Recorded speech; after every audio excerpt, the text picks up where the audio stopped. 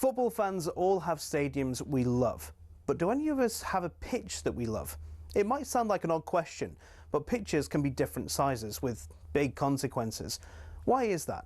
And what are the actual rules? Back when association football started, pitches could be up to 100 metres wide and 200 metres long. That's longer than Ellen Road. Not the pitch, the stadium. Anyway, UEFA wanted a standard across Europe for international matches, which became 105 metres long and 68 metres wide. But some clubs had been rebels, not intentionally, but because of the stadiums. Take Highbury, for example. It was 5 metres shorter and a metre narrower, meaning away sides had a challenge to adjust. White Hart Lane was exactly the same. And actually, when Spurs temporarily moved to Wembley, they asked the FA to shorten the pitch.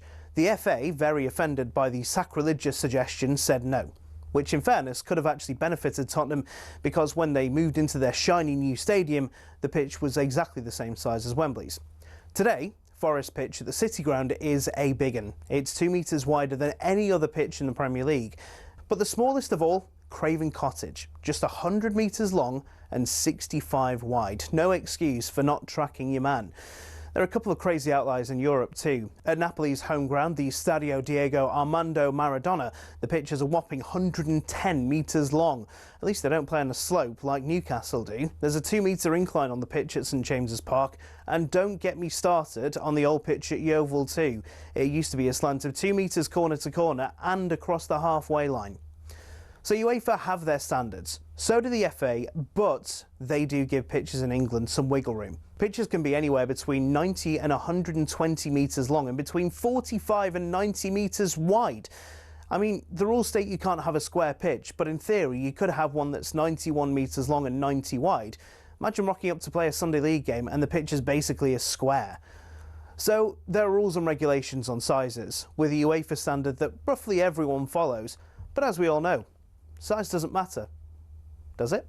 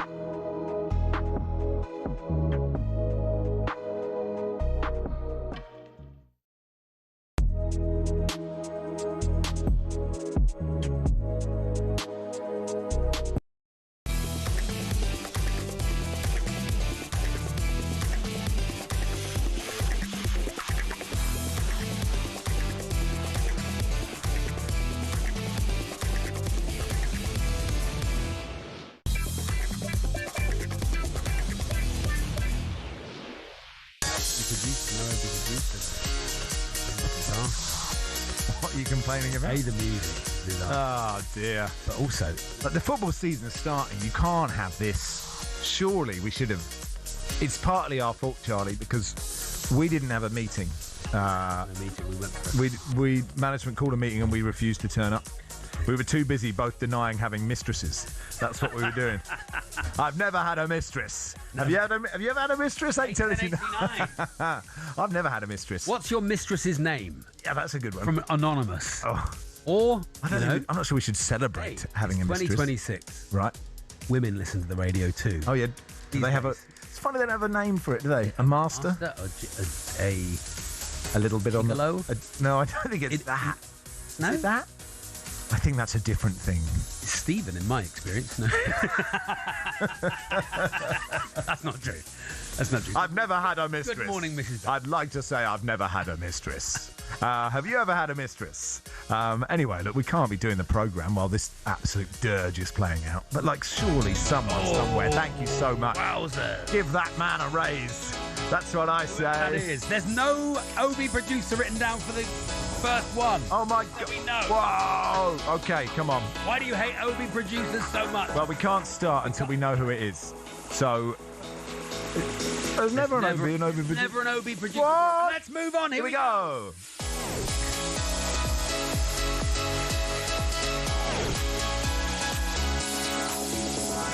Good morning, everybody. Welcome to the world's biggest sports radio station. It's talkSPORT. My name's Max Rushden, alongside me, Charlie Baker. And Charlie, this is just any old warm-up. This is the double award-winning, award-retired warm-up, Max, on Saturday, the 8th of August, 2026, with more people listening for longer than ever before. What is wrong with you people? And at 13 o'clock, it's Game Day Live with Forget It, the best in the business. The best we got. You dirty scoundrel. Forget it. It's Adrian Durham, Mickey Gray, and Ben Me. It's live on talkSPORT. Adrian, forget it. The best we got. Hey, got anyone better? No, we ain't. Adrian Durham. That's not a compliment. With the fastest goal service. It says here, as he goes around the grounds. He's going around today. Of course, he in a stepped it super up. fast Adrian car. stepped it up. Adrian Durham in a helicopter. Go get it! Around the grounds in the Carabao Cup first round, including West Ham v Portsmouth, Burnley v Notts County, and Sheffield Wednesday versus Bolton. Nota Palazzo. Adrian is at West Ham, Mickey is at Burnley, and Ben Me is at Derby. At 15 o'clock, it's West Ham v Portsmouth in the Carabao Cup first round. It's presented by Natalie Sawyer. Commentary from Kevin Hatchard and former West Ham defender Scott Minto, the OB producer. Oh! It's Kev Hatchard. Hatchard, cats and dogs. He painted kids on the corner of the street that was far. Kevin Hatchard. Haven't thought this one through.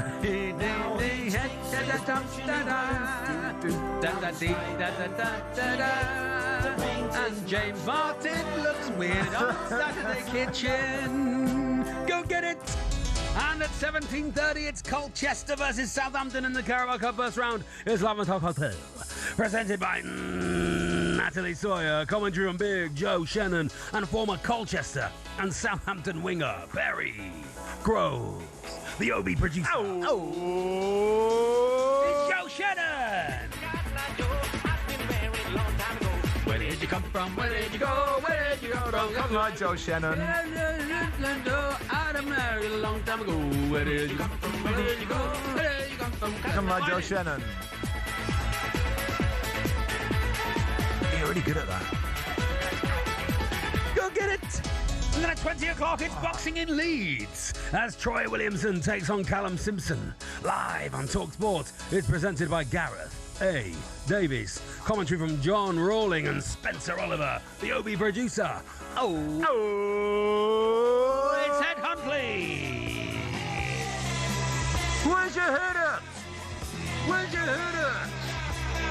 Where's your head at? Where's your head at? Go get it! It's Big Ticket Live. Carabao Cup first round and boxing action. You can't afford to miss. The Sizzler says, great to hear the first Notabalazze of the season. That's when you really know the season has begun, hasn't it? No Ben Me, Shape Me for Ben Me. Wow. Well, That's Ben good, isn't isn't the... He's not the OB producer. Not the OB producer. Maybe he has ambitions to be an OB producer. If Ben Me, in retirement from football, becomes an OB producer, he will have gone up, in my opinion. Jeter says, listening longer than before. It's not our fault. It's often a 3-hour show in the sun. More people for more hours, Max. Is that right? Yeah. Crazy figures. People Thanks, got everyone. Thanks, everyone, for listening. Appreciate Lord it. Shorthausen says, the sea was my mistress. Arr. That's nice. Mr. Magoo says, everyone's excited for the first round of the Carabao Cup. Only us at Tranmere can be knocked out of the competition before the first round proper starts. 26 years ago, we were in the final. Wow. Tranmere, how are Tranmere going to get on this season, Max? Like, you're listening to talkSPORT. Well, I think if they can get service to John Aldridge, Oh, yeah. Yes. then, Of course. and I think Chris Malkin's got another 2 good seasons in him. Trouble is, if anyone is any good, they always But go. They if- always end up at Liverpool. So. If Neil McNabb can pull the strings in midfield and There we are, you who's see. in goal for Tranmere? You ask him. Nixon. Eddie Nixon, somebody. Tranmere, we're taking Tranmere calls for Are the we? next half Are we hour. doing that? For the next half hour. Well, no, there is some Really- big news, and I don't know if we're happy about it at all. But FIFA, once again, I don't know. Yes. There's a lot going on with FIFA, isn't there, at the moment? But they've decided to trial halftime shows during this show. Okay. 'Cause So we did one at the World Cup, and it was during the a World great Cup. success. In fact, management enjoyed it. It was Ori on the trombone. He was the star. If you're listening, Ori, we need you We again need you. today. So actually. we are having a halftime show just after halftime at 11:45. It's Carabao Cup. So look, basically, if you have a talent, if you've got a musical instrument around, or you can sing or do some poetry, we have to do a halftime show at 11:45. We don't really want one. So as we explained before the World Cup final, this is a show. It doesn't need a halftime show in the show. This is the show. This is the show. But management refused to listen to anything we say. So, go on. More people for more hours. If you would like to perform in the halftime show today, the Carabao Cup special. So the point, what I'm trying to say is, you don't have to be that good for this. If it's a Premier League halftime show, We want it. we're looking at top level. We're looking at grade 8. But if you've got grade 4 piano, Just so you know, last time round we had Ori on the trombone. He was 8 years old and he played Happy Birthday on the trombone. It was well, I'm saying 10-0 when the Saints go marching in, but okay. like good It was enough. sensational. Yeah, you remember We it well. had a rave DJ. We did have a rave MC. DJ, which was a really great moment. It was really great. Yeah, We yeah. had some like beat poetry, Are the phone lines red hot? like Not yet. we're in the semi-final. Yeah. England's men. Diggity dino. Yeah, it was a bit like that. But we'll take more poetry, but anything, whatever you've got. So if someone wants to sing, this could be your radio debut. Elvis came on. Elvis came on. Yeah. So look, we need a halftime show today at 11:45. Need about 5 people. So we need about 5. We could get away with 3. Ideally, we want 8. And we know there's more than 8 of you listening. There's guarantee at least 10. They say, well They said done, it's chaps. double figures, Double double figures figures. again this month. Well done, boys.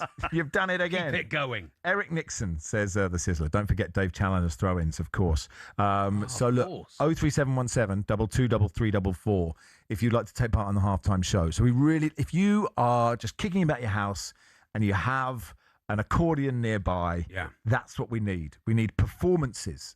We perform for you all the time, and you do We are sick of virtually it. nothing. You do nothing for us. Absolutely sick of it. What the hell do you do for us? You listen to this for free. Yeah. And we do it for free, and we get nothing from you in return. So Max Rushden does it for free. if you are a performer of any level, even playing the spoons, we take the spoons. 03717. I'd love if someone can actually play the spoon. Oh, yeah. All day long. Okay. I'd like a trumpet. A trumpet. Yeah. Or an oboe. You know, You'd like one of whatever those? you've got. Whatever you've got. Or some rapping. Or whatever. Yeah. It's a halftime show. It's nothing to do with this show. It's its own thing. But Gianni's asked for it. I will be having my biscuit. My halftime biscuit. Okay. During the halftime show. Okay. That's So I won't be able to speak. So don't expect me to pick up any what slack. flavour biscuit? It's a, what is it? What have you got? It's a Trek bar. Oh, wow. Salted caramel. Sort of high performance. You can have half. Thank you so much. So we'll be sharing your biscuit at 11:45. So if no one actually does the halftime show, it's just me and Max sharing a biscuit. Yeah. Which It's they might absolutely not a No euphemism. euphemism at all. Not. Involved in sharing a biscuit. 03717 223344. Let's see what you've got, please. Take part in the halftime show. So we'll keep flogging that for a while. And we're going to begin the show. George Ellick from the X and Not the Top 20 podcast will join us. And we will look at the Carabao Cup first round, do some EFL. It feels like the EFL should start before the National Carabao League Cup. starts today, Max. Doesn't it? Torquay at home to Horsham. Come on, you go. The FA Cup preliminary round. There's like 7,000 fixtures. If you're not playing in the FA Cup today, you are not a good footballer. That's basically what. You think? Yeah. You think you've had enough? Oh, I can't Yeah. come off football. I need some time off football. And then Yeah. you have like 5 days off football. And you go, where's the football? 81089 03717 223344. Max and Charlie with you until 1 today. George Ellick joins us next.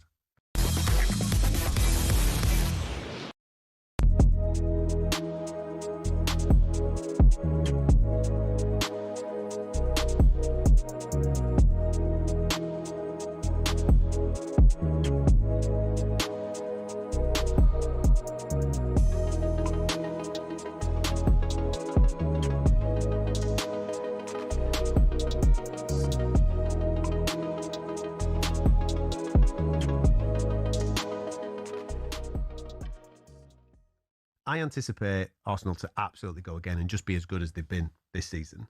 The key element for me on the title this year is Rodri.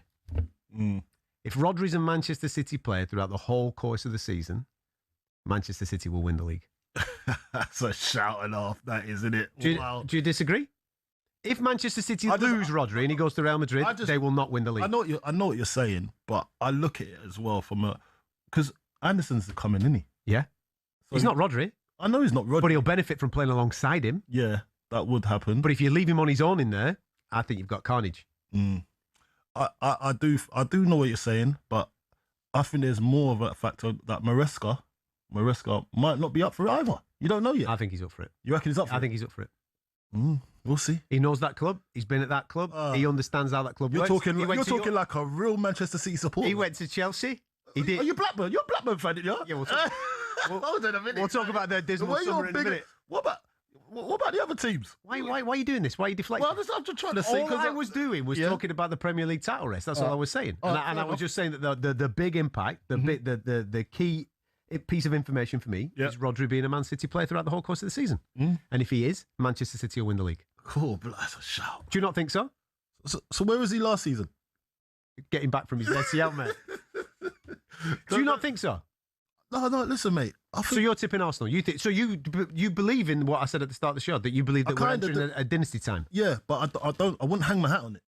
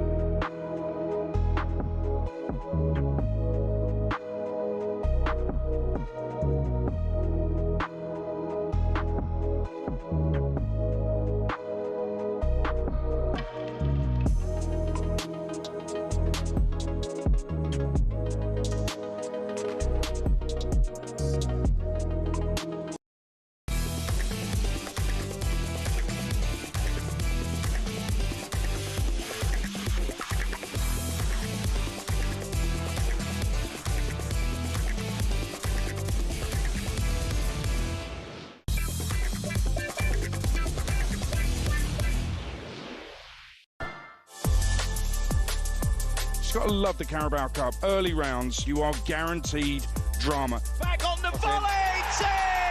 And there's a first goal for the £10 million man, Will Lancashire. Good signs for the Borough. Lancashire's goal makes it Borough 1, Wrexham 0. It's one of the classic Carabao Cup ties. It's down by Socek, poked in by Bowen. It's 1-0 West Ham United. Crossing by Bishop. It's 2-0 to Pompey. The Carabao Cup delivering yet again on talkSPORT. Colchester won, and he's lashed it into the back of the... Is Azaz! Oh! Finn Azaz for Southampton! What a breathless, fantastic advert for Carabao Cup football. Evans! Mansfield Town back on level terms. Bamford again! Second goal for Sheffield United. All the drama of the Carabao Cup live on talkSPORT. Oh yeah, Adrian around the grounds from 1. All the goals that go in from the Carabao Cup first round. Cambridge Barnet kicking off at 1. Oh, the Callum Stead derby. Absolutely enormous. Who's your new striker? Callum Stead from Barnet. Yeah. Oh, wow. It couldn't be scripted. You couldn't write that. Couldn't write that, could you? I think it's him anyway. John says, lads, what's the prize for 11:45? If I can co-host with you next week, I'm in. I do a great Westlife flying without wings. No prizes. It's a halftime show. It's your chance to shine. Show. You know, and if you're good, who knows? Jim from Windsor said, "Can I perform my breakdancing on the radio as part of the halftime show?" Do you remember when Jim and Simon had breakdances in, Max? It's a good clip. Sounded We can find that clip. It sounded like someone having a fall, didn't it? Yes, A really sounded elongated fall. like Jim had fallen over. On what planet is a Trek bar a biscuit? Season's only just started. It's already a disaster, says Ryan. Anyway, so 03717 223344 if you'd like to take part in the halftime show. Let's look ahead to the Carabao Cup first round and the EFL season, which starts next week, in the company of George Elek from the brilliant Not the Top 20 podcast. Hey, George. Hello, George. Hey guys, how's it going? Yeah, good. Thank you. Yes. I'm not ready, George. Good. I'm not ready for this. Are you ready? No. No. No, not really. It does feel, because of the World Cup, like this has come around very, very quickly. Although I do quite like the fact that we've got this weekend of Carabao Cup action to kind of set us free. It feels like a nice stopping ground between pre-season friendlies and the league season starting. Kind of eases us back into domestic football. Yeah, I think you're. Although as a football Is it fan, always this way? No, I don't like change, George. I don't like change. It feels like it has to be league, then Carabao Cup. But is this just because of the World Cup, or is this a thing? Is this now here? It's another new thing I have to cope with. It's just because of the World Cup for now. Although I think there's, shameless plug, but I wrote a column on our website, ntt20.com this week, around how this is actually quite a good opportunity in some ways, where you've got, for a group of younger fans, a younger generation of fans who've just experienced their first ever World Cup and the joys and the heartbreak that comes with that, and will therefore have more interest in football coming into this season, to have the Carabao Cup's one of those weird games, especially in the early rounds, where no one really thinks they care. But then if your team scores in the 85th minute, like Borough fans yesterday would have gone into that game thinking like, do we really need this? And then Will Lancashire scores the goal to put them 1-0 up against Wrexham, and they will absolutely lose their minds and celebrate like it's a normal goal.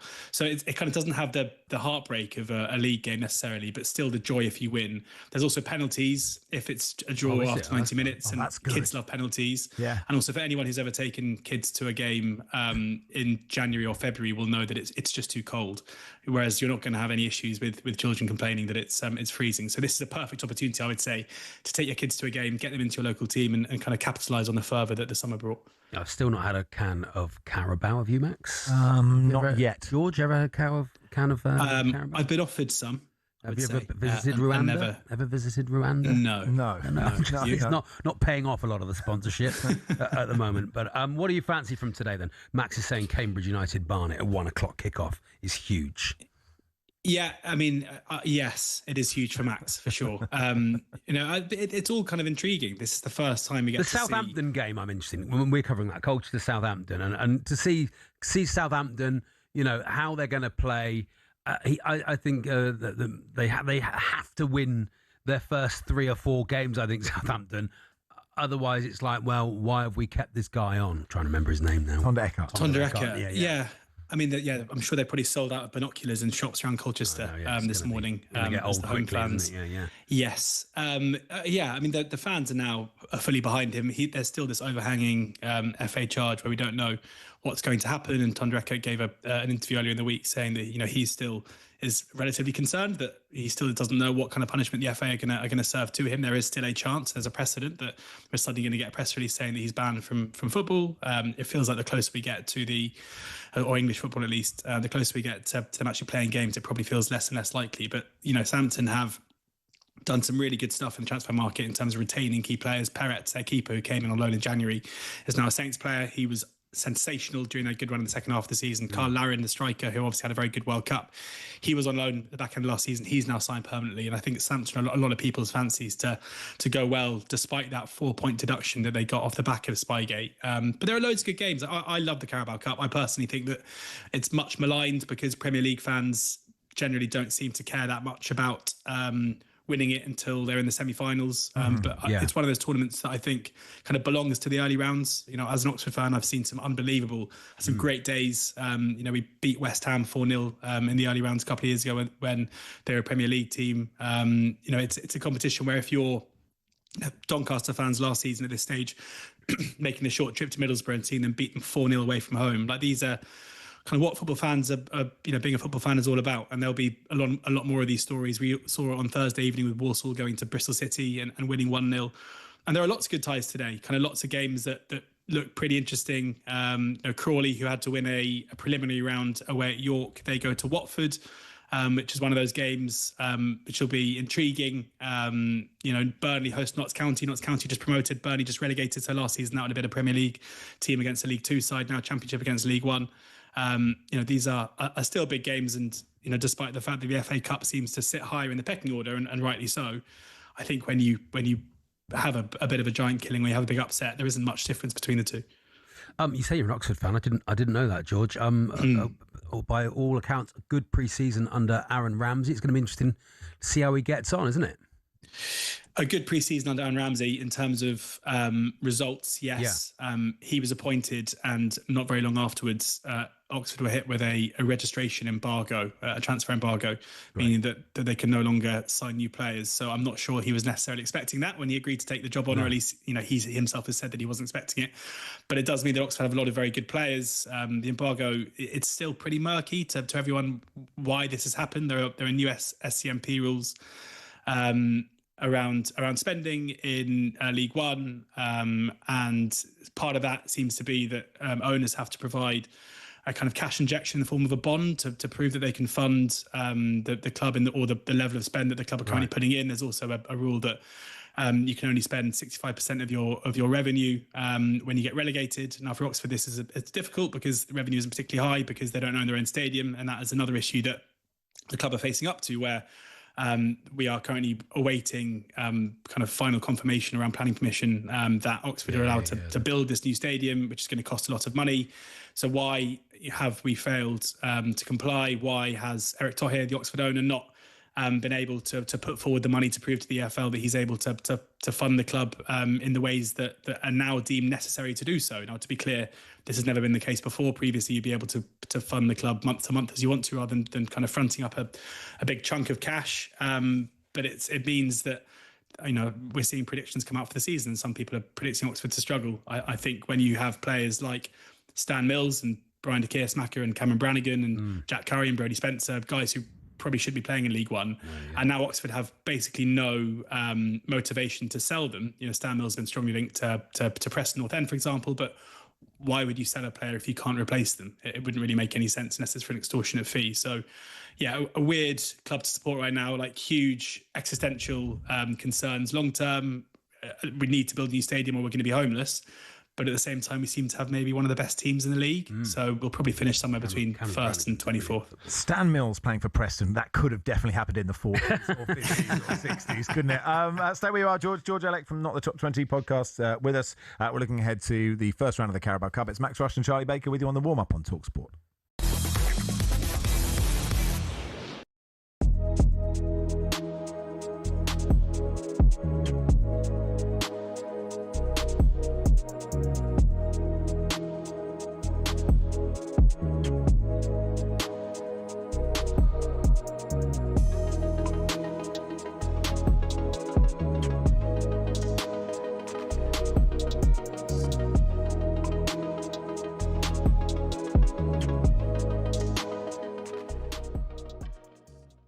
Look at Real Madrid. Go and look at... This is the point that I think Gabby was making this morning. I know that he was making it regarding trophies and what have you, but look at the brand value. 180 million. There you go. Right.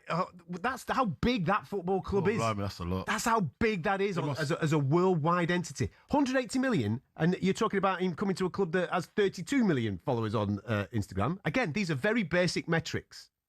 Very basic metrics. But Vinicius Junior is in a completely different stratosphere. All this talk about him coming to Arsenal throughout the whole course of the summer has just been manipulation from an agent trying to get the dude a few more quid. That's what it is. He was never in a million years going to be an Arsenal player this summer. That's what it is. It's just manipulating the market. Let's see if I can get some more money for my guy. Yeah. Why would he come to Arsenal? I said that was agent talk. Agent talk. Just using Arsenal as a leverage. A tool. Yeah. Arsenal are interested. Oh, right, wicked. Brilliant. Arsenal, champions of England. Right, well, let's use them.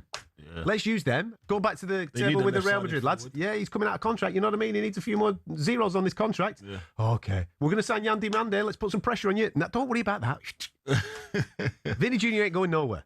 Yeah. Is it? You can't leave. I just don't see leaving Real Madrid as a Unless you don't leave Real Madrid unless Real Madrid leaves you. That's it. That's it, mate. Unless you come to the end of your time on your way, son. Can't have a supermodel girlfriend and you leaving your supermodel girlfriend She leaves you. for the dinner lady. Like, you know what I mean? The dinner lady. You can't call Arsenal a dinner lady. Well, it's love, innit? It's love.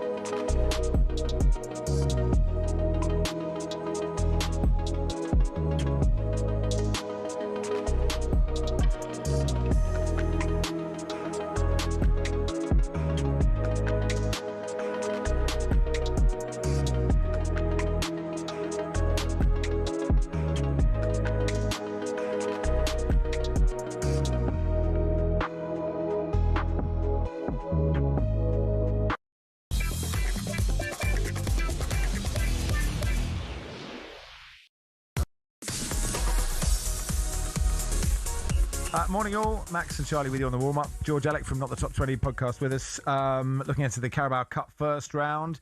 George, how do you think West Ham are going to go this year? Got Portsmouth today in the Carabao Cup, but beyond that, and will the London Stadium be full? What do you reckon? Yeah, I think they'll probably be full. You know, their support last season was unbelievable, and quite often when we see these clubs that are used to playing in the Premier League come down and they start winning games and scoring a lot of goals, it can really galvanise a fan base rather than put them off. Exactly, and it means going to games is fun again. They are short price favourites to win the league, and understandably so. I mean, they've got a ridiculously good team for the level, and in Jared Bowen, they probably have one of the most well-established players to kind of drop back into the EFL who will stay there. Nuno obviously was manager of that incredible Wolves team that won the league quite a long time ago. And I think the league has changed a bit since then. Like, I would say that now it's very rare that you see teams play the kind of Nuno style in the Championship and do well. It's generally dominated by teams who play expansive football and kind of high energy football, which isn't what we associate Nuno with. Also important to remember that Wolves team was probably one of the best ever in terms of individual quality that's played in the Championship, when you had Ruben Neves in midfield, Diogo Jota up front, Conor Cody, Matt Doherty, players who basically went on to have incredibly good careers all playing together in the same team in the Championship. Like, how much we put that down to Nuno is maybe up for debate. But yeah, I mean, they've got to be the ones to beat. Obviously, as ever with West Ham, there are off-field issues. There's the situation around David Sullivan at the moment. There's also reports around a kind of ownership battle with Amanda Staveley and her consortium being linked to the club too. So whether or not that upsets things, we'll have to see. But you've got to say, going into the season, if West Ham don't finish in the top two, then they'll have every reason to be frustrated. But also, Wolves come down with a very strong squad, having changed their manager. Burnley also changed their manager, but have retained a lot of key players. Southampton looks strong. Middlesbrough are very good at the back end of last season. Like, it does feel like a very strong iteration of the Championship. One of the things Amanda Staveley read that she'd promised is to build a new stadium for West Ham. For West Ham, which might solve a few problems depending what the stadium's like. They can't rebuild Upton Park, of course, but would that be a good thing? Do you think, George? I guess it's to do with stadium ownership, doesn't it? Because they lease the London Stadium, and I think although at pretty favourable terms, if I remember correctly. But for any club to own their stadium, as we've already discussed with the Oxford situation, is obviously important because it gives you autonomy. It enables you to monetize match days more efficiently. So maybe, I'm trying to think where it would go, given that it's an area that's had quite a lot of kind of sports facilities built, including the London Stadium. I only live around the corner from the West Ham Stadium now, so I'm wondering where it would go. Started knocking down your cupboards my backyard isn't big enough. Someone just stick it in here. Just put it way end in here. Down a bit. Just open the front door, or we're going to have to do it sideways. Burnley's new manager, Nicky Hayen, who I didn't know was their manager until I Googled it about 10 seconds ago. George, do you know any more than I do about this fella?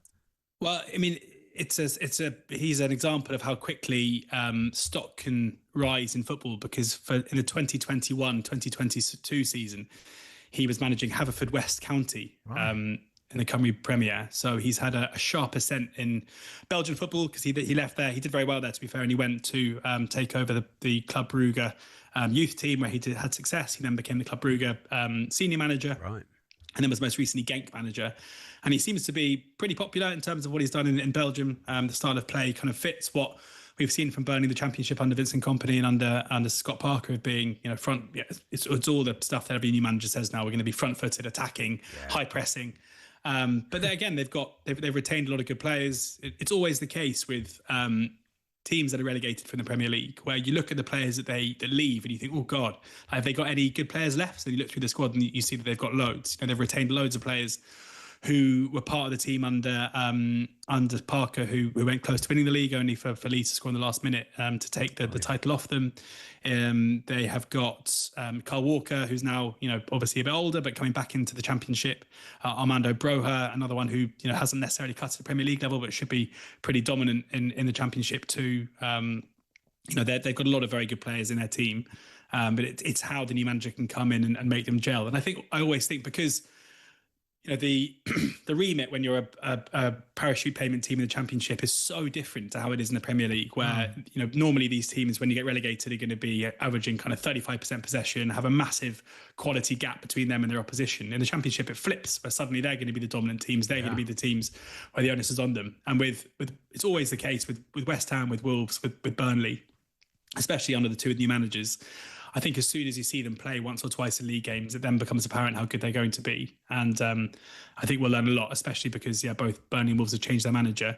We should see how quickly they're able to transition from being a team that have struggled recently to being one that will look to dominate. Actually, I always think that's such a fascinating thing about footballers who at one point in their life were the best footballer and were probably a number 10, probably at least, or a centre forward or a box-to-box midfielder, and had the ball all the time. And suddenly they eventually get to a level, unless you are Arsenal, Man City or Real Madrid or whatever, where you don't have the ball at all. And it's like a totally different job. Like the whole thing, the whole game is totally different. I don't know what my question is, George, but I just must be... But it's interesting because you often do see it happens quite regularly, where League 2 or League 1 players who are really good technical players will get a move up the leagues based on their technical ability, and then when they get there, in order to kind of last, their game changes completely, and they then become maybe the hardest working player in the team who's competent technically. So it's definitely, it's the way that you kind of manage your career. And also you look at Cardiff, for example, who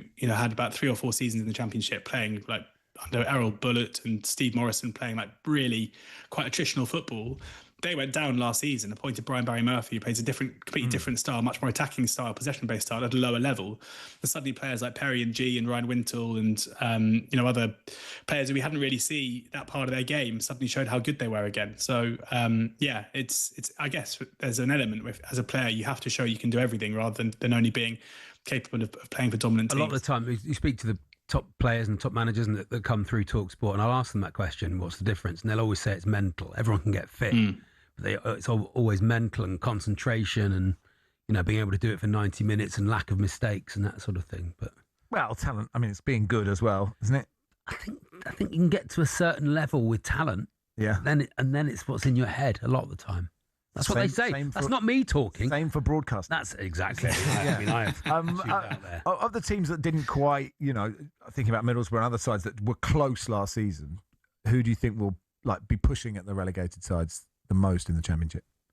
I think if Southampton, you have to say, given their form in the back end of the season under Thunder Ecker, it's going to be fascinating to see how they get on. Borough, another one where I personally think that Kim Hellberg, it wouldn't surprise me at all if he's managing Man City or Barcelona or someone in 3 or 4 years' time. The style of football that his Borough team play, the level of dominance that they kind of put on teams they played against last season, they just had a spell where Solgren, their keeper, made a few mistakes and their strikers couldn't put the ball in the back of the net. And that, having mitigated that by bringing in Vitek from Manchester United, who's a brilliant shot stopper, Will Lancashire, who scored on debut yesterday, they could be very strong. Norwich are another one to mention. They were really struggling last season when Philippe Clement came in and he turned their fortunes around very quickly. They've got a very strong squad. Andre Brooks has come in, who was Sheffield United's best player last season. One of the strange moves where you would have thought he probably would have moved to the Premier League, but it shows the ambition and I guess what Norwich are trying to do. And Jovan Makama, they've got a striker who's annoyingly going to be injured for the start of the season, but in all these conversations, it's about who's going to replace Harry Kane. He's someone who is 6'4", 22, 23 years old, having a very sharp ascent, having left Lincoln last summer with an incredible kind of goals to game ratio. He's someone that I could definitely see having a huge season and being either a Premier League player next season for Norwich or being a big target for Premier League teams. So I've probably forgotten a few, but I'd definitely say that Norwich, Saints and Borough are the three who will look to really kick on and pick up the pieces if any of those parachute payment clubs can't make their quality tell. And finally, who's winning League One and League Two, George? Oh, yeah. I mean, Leicester have a ridiculous squad for the level. They brought in Russell Martin, who is much maligned these days, but I think his stock has fallen ridiculously low given what he's achieved in the past. They should be very strong. Sheffield Wednesday are going through a really impressive rebuild after getting their club back in the summer, bringing in a lot of really good players. Louis Barry should have a fun time at League One level. I still believe that if Oxford can keep our team together, not suffer injuries, we should be up there. And MK Dons are another one who are really ambitious. Ryan Wintle, who left Cardiff, having been one of their best players and coming second in the league last season, has turned up at MK. Paul Warne knows the division very well. So they all impress me. Salford are kind of the big spenders alongside Bristol Rovers in League Two, and they should go well. But I think Grimsby are one to really keep an eye on. Their recruitment is so smart. Dave Artell's just a brilliant manager. He's taken them from towards the bottom end of League Two up to being towards the top end of the league. And last season, I think, had they not had their cup exploits at the start of the season, remember beating Manchester United on penalties, which I think kind of knocked the wind out of them a bit in terms of the amount of games they had to play. I think they could have a really good season and build on that too. So, yeah, I've given you a few teams there. The Grimsby kit 24s on Monday. The Grimsby kit, George, is sensational. A thing of beauty. It's a lotto. Is it? It's a lotto kit. What sort of Juventus style?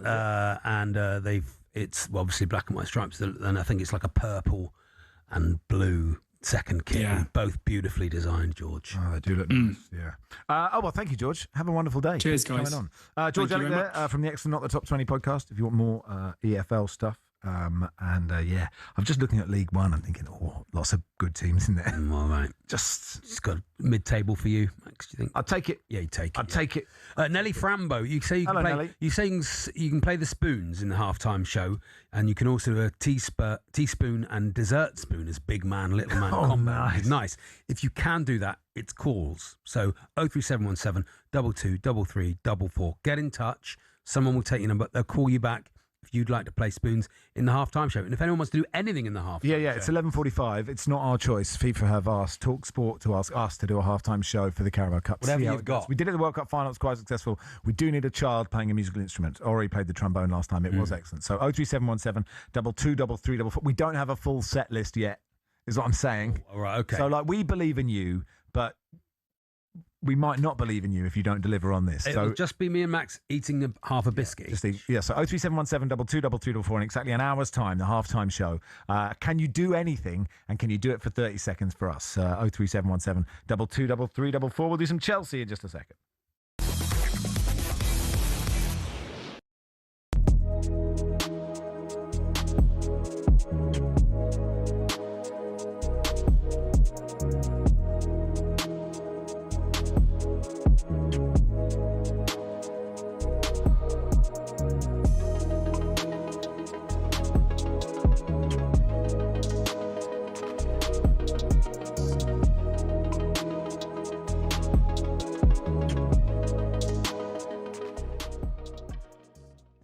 Chris, what about Man U? I fancy United have a much better season. I think Michael deserves this job, and I do think they're going to be up there. I think they're going to push. I think they're going to be strong.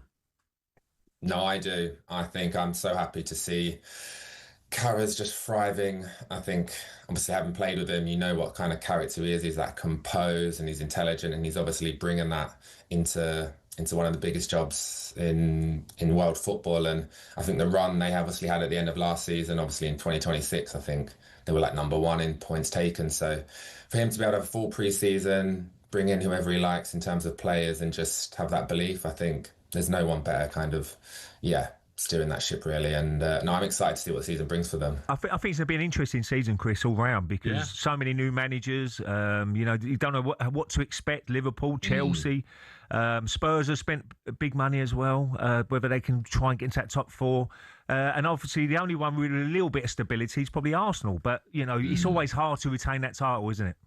100%. I think everyone's going to be hungrier than ever, and it is hard to kind of maintain that. You're now the golden ones that everyone wants to compete and to fight against. So I'm happy for United to be able to have that consistency from last season, because like you say, a lot of players are going to be coming, a lot of managerial changes. So I think United's got the perfect start at the minute, and hopefully hit the ground running.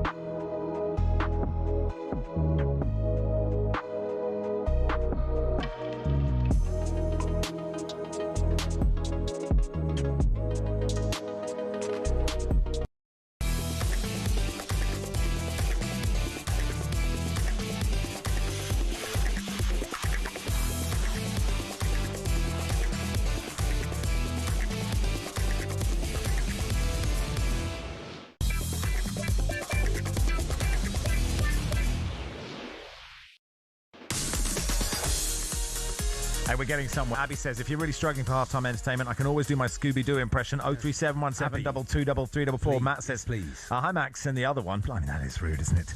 Are you upset about that? I can sing Hey Dude by Cooler Shaker for your halftime show. I know all the words. No thanks, Matt. We'll take it. Are you not happy with it?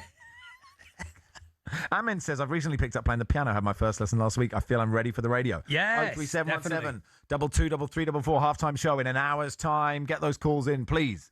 We don't want to sound desperate, but currently we are desperate. Let's do some... We've got one, maybe two moment.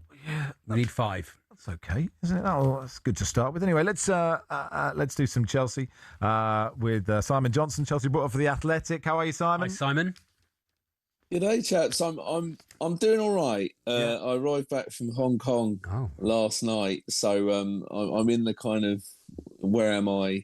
What day is it? What day is it? Look, Simon, I hate to trump you, but I flew from Australia with a 4.5-year-old and a 1.5-year-old a week ago. So unless you had 2 kids under 4 with you, you should absolutely smash this interview, frankly. So it's going to be the greatest broadcasting moment of your entire life. So look, these are interesting. Welbeck and Henderson are interesting Chelsea signings, aren't they? Yeah, they are, because obviously since January 2023, Chelsea's model has been clear for everyone to see, that it's been very much young, potential, sort of, very good players, but sort of under 25. And now suddenly Chelsea signed a 35 and a 36-year-old. And inevitably there's going to be people asking questions about, well, hang on, what's going on? And I think it's a very public admission that Chelsea are sort of accepting that they've got the balance wrong. The trade, the business they've done, they're missing some characters in that dressing room, and these are two that they've been bought for very sort of nominal fee. I mean, Jordan Henderson's a free agent. I don't think there was much in the Danny Welbeck fee, so it's not as if Chelsea have blown a fortune on these guys. Of course, they'll be paid quite reasonably well. But importantly, they're going to be bringing in that perhaps that sort of character, that emotional maturity. As people are telling me, Jordan Henderson's going to be the standard setter, the one in that dressing room that is going to sort of go shouting about and sort of saying, "Come on, we need more from you." And I think Jordan Henderson will want to play as well. Don't get me wrong; he's not just there as a cheerleader. But of course, we saw in the World Cup that his presence there was very much valued among the England players, and Morgan Rogers, who's joining up with Chelsea squad, start his pre-season training next week. He waxed lyrical about him in that great interview alongside Jude Bellingham. So, yeah, I think it's Chelsea realising that there has been something lacking, and to be honest, we've been, whether it be me, yourselves, or whatever, we've all noticed that Chelsea have lacked that sort of that leadership element during games and during the season. And there's no shame in that, is there, Simon, at all? Actually, I think it's actually pretty good business by Chelsea to acknowledge the problem and go, right, well, who do we need? They've signed 2 good dudes by all accounts, and I think Welbeck had his best season last season. Is that right? Yeah. So I think if you've got Welbeck on the bench to bring on with 20 minutes to go, it's good news.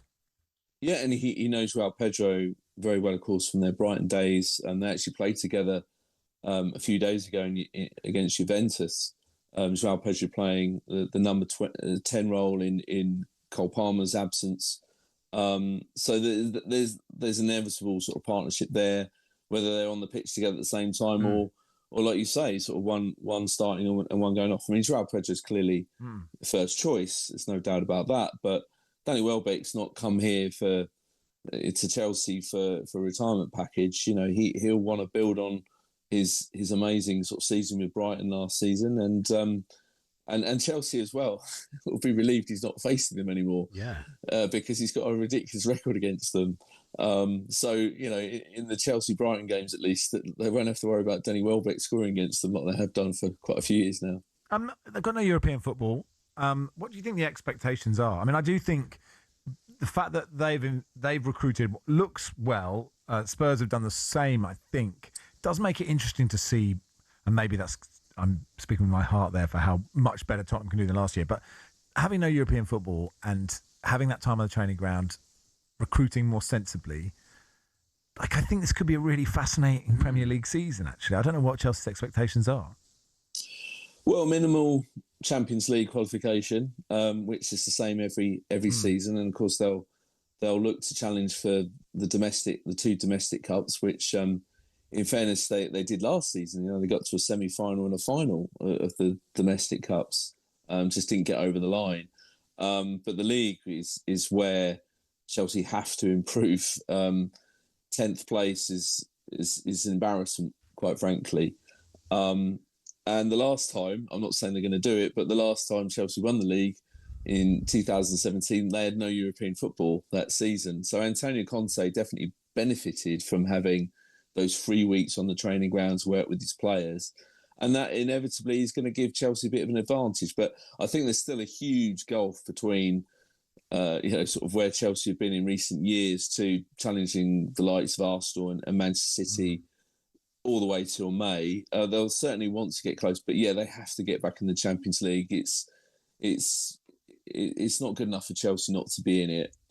They of course have been spoiled by the amount of times they've been playing in dining at Europe's top table for the last sort of 26 years or so. They've been sort of consistent until recently. They've only qualified for it once under this ownership, which shows that things haven't been perfect by any means. But I think Xabi Alonso as well, we have to say, is the X factor. I've been lucky to obviously sit down and talk with him and see him in press conferences during my time with Chelsea on the pre-season tour, and you do feel, without putting too much pressure on the man, but he does carry an aura that all the predecessors that have been hired in under this ownership have lacked. You can tell the players are absolutely sort of wowed by him, and that's just his passing ability, by the way.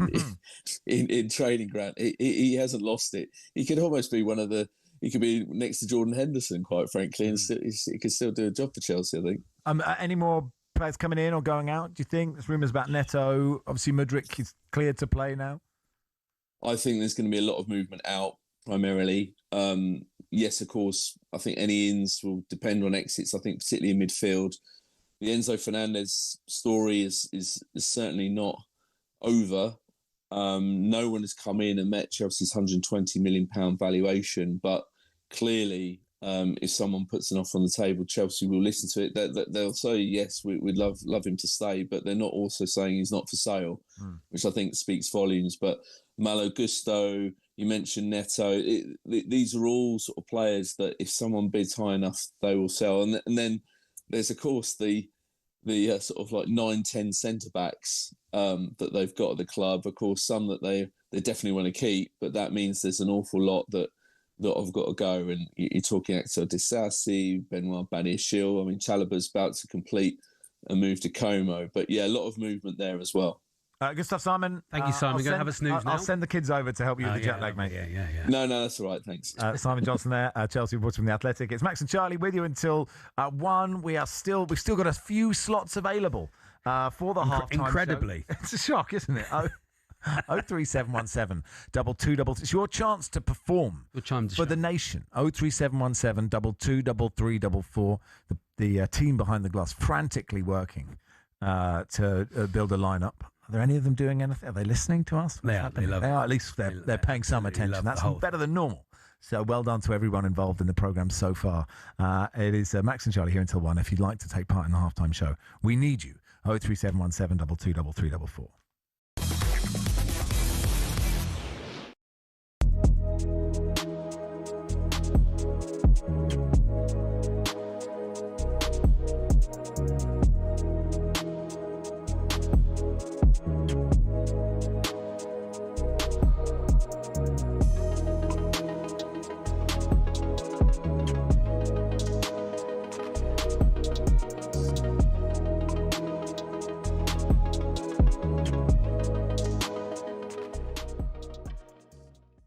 Hussein, good morning. Good morning, Shaban.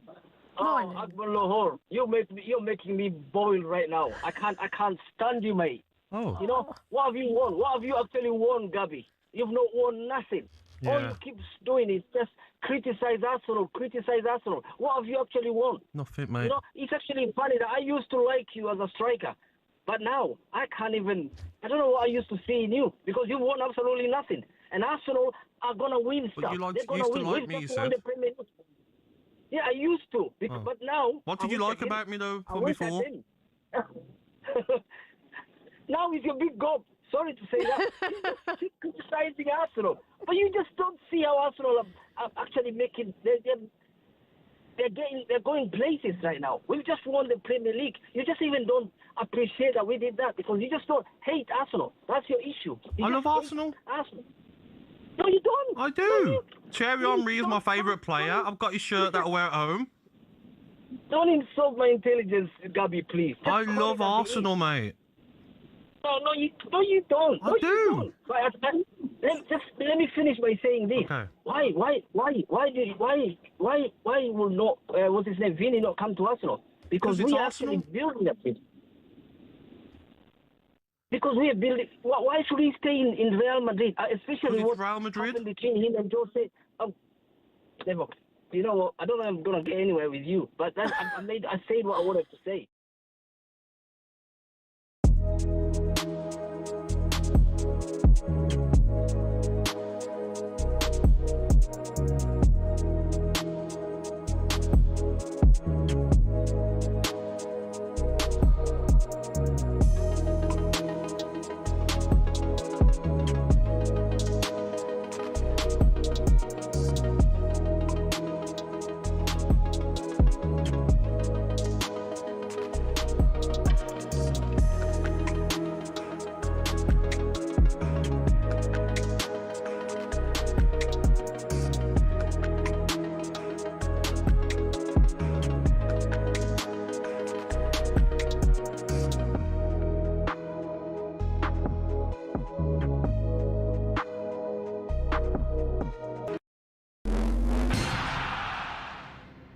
Football fans all have stadiums we love, but do any of us have a pitch that we love?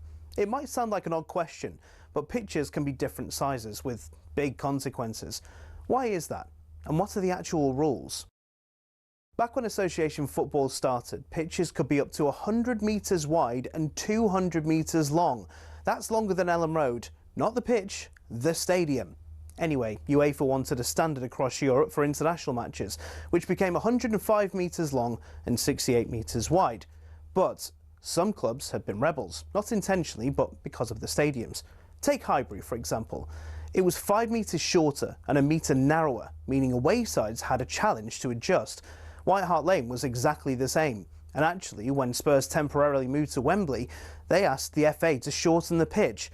The FA, very offended by the sacrilegious suggestion, said no, which in fairness could have actually benefited Tottenham because when they moved into their shiny new stadium, the pitch was exactly the same size as Wembley's. Today, Forest pitch at the City Ground is a big one. It's 2 metres wider than any other pitch in the Premier League. But the smallest of all, Craven Cottage, just 100 metres long and 65 wide. No excuse for not tracking your man.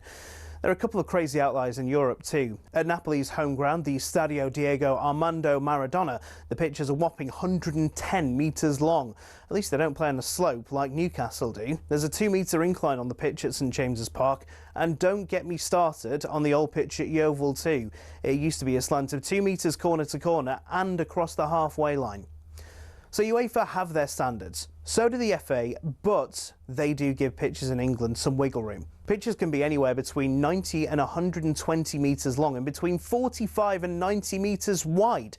I mean, the rules state you can't have a square pitch, but in theory you could have one that's 91 metres long and 90 wide. Imagine rocking up to play a Sunday League game and the pitch is basically a square.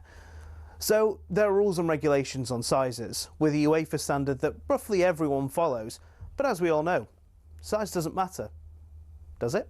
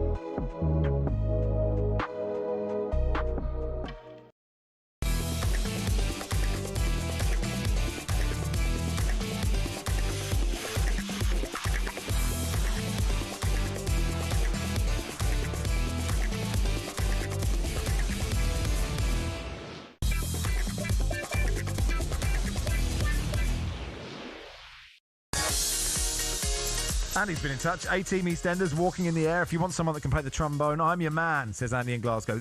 You need to call us because we don't actually get your whole number if you WhatsApp in. Yeah. So you need to call AD Walker, I could open a pack of Pokemon cards live for that. We're into that. But you need to call us. Or send us a voice note. You can do that. No. It's got to be live. Okay. Yeah. I mean, I know at this stage it's looking a bit dicey. I'm not panicking. You're not panicking, but it's a... Look, Scooby-Doo impression. Yeah. Someone opening some Pokemon cards. And a trombone. Walking on the air on trombone. That's a half-time show I'm here for. I think that'd be 10 minutes of radio. I'd enjoy it. But at the moment, the jeopardy is we may not have a full set. We have one guy. 037... We've got one guy doing I'll tell you something. what, if you like the ukulele, don't go anywhere. 03717223344. National League gets back underway today. Let's talk to Matt Badcock, editor-at-large at the non-league paper. Hey, Matt. Hello, Matt. Morning, chaps. How are we? Yeah, very good. Exciting day, isn't it? Exciting day. Yeah, huge day. A huge day. Here we go again. We had the mad end to last season in the National League with that crazy York title win on the final day at Rushden. See what happens. See what happens this time. And the playoff final as well with Boreham Wood, wasn't it? Boreham Wood, and I can't remember who they were playing with. They were 1 minute away from winning it and didn't. Matt, someone told me that Boreham would have turned down $1 million for one of their More than that, like 5 million. Is that right? Crazy money. Abdul Malik. I mean. Yeah, there's the the reports quite where the sort of figures are. I mean, it was interesting. Straight after the promotion final at Wembley, Luke Garrard, the Boreham Wood manager, kind of completely crestfallen, came off and tears in his eyes at how close they'd kind of been. I think they thought they were there. I mean, Rochdale's story last year was these last minute goals that they kind of had right in the run in as well, and then they forced extra time and won it on penalties. But one of the things he kind of did say was, we're not selling anybody this year. The previous years when they got to the final and they lost to Tranmere, kind of the squad was ripped apart a little bit. And he sort of made a point of it. Chairman Danny Hunter's been saying it all the way through the summer that they're not selling anybody. But I think when sort of the bids that are reportedly coming in for particularly Abdul Malik, who who's kind of hilariously good, really, to be honest. He showed his stuff at Wembley. We've been showing it all year. He's scored 16 goals. He's, just a brilliant sort of talent, and there's absolutely no surprises. There's interest in him. It will be interesting what kind of happens today. Looking at their team sheet when it does come out in a bit. There was Chairman. Again, Danny Hunter's, he's not, he says what he thinks and he sort of tends to stick by it. Yeah.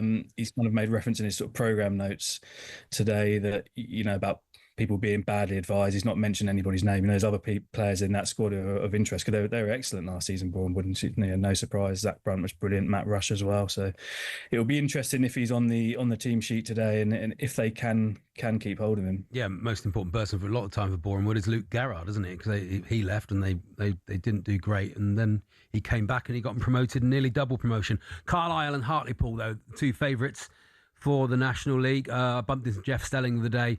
He's very massive name. Very confident that Hartlepool are going to do well. They've spent some money, haven't they? And he's he's very confident they're going to get promotion. Yeah, I think they've on paper they've had one of the best sort of summers out of everybody.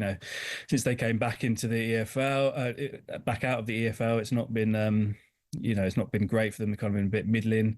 There was an owner before that the fans didn't really see eye to eye with. They've got Landon Smith came in January time, I think it was, and there's a real sort of fresh feel around the club. Lee Clark coming in, manager who's managed right high up the in the pyramid, obviously played in the Premier League as well. And they've made some really, really good signings. They signed Jack Nolan, who was outstanding for Morecambe last year. They got Jordan Hugelin, who's been in the Premier League, been at West Ham, was at Rotherham last season, won promotion from the Championship with Norwich. They've made some really, really good signings, and that kind of gives you that. They've kind of, I suppose, at the start of the summer, you wouldn't have thought that they would be talking about them as a title contender, but I think we really are now. And then Carlisle, they kind of almost quietly had a really outstanding season last year. They actually got 95 points, didn't make that playoff final. They're beaten by Boreham Wood in the semis. Big changes at the summer. Mark Hughes has left. They brought Rob Elliott over from Gateshead, who's shown he knows this division inside out and worked wonders at Gateshead last year when he came back there. They were kind of doomed to relegation. turned it around and actually got them safe with room to spare, and they brought him across. And yeah, you expect them to be right up there. We talk a lot about the disparity between at the top of the Premier League and the bottom of the Premier League with, financially. You sort of feel the same with the National League. You have this bottleneck at the top, but what is what's the difference between the amount of money that the top, the richest club is paying on wages and things like that and transfer fees compared to the poorest team in this league?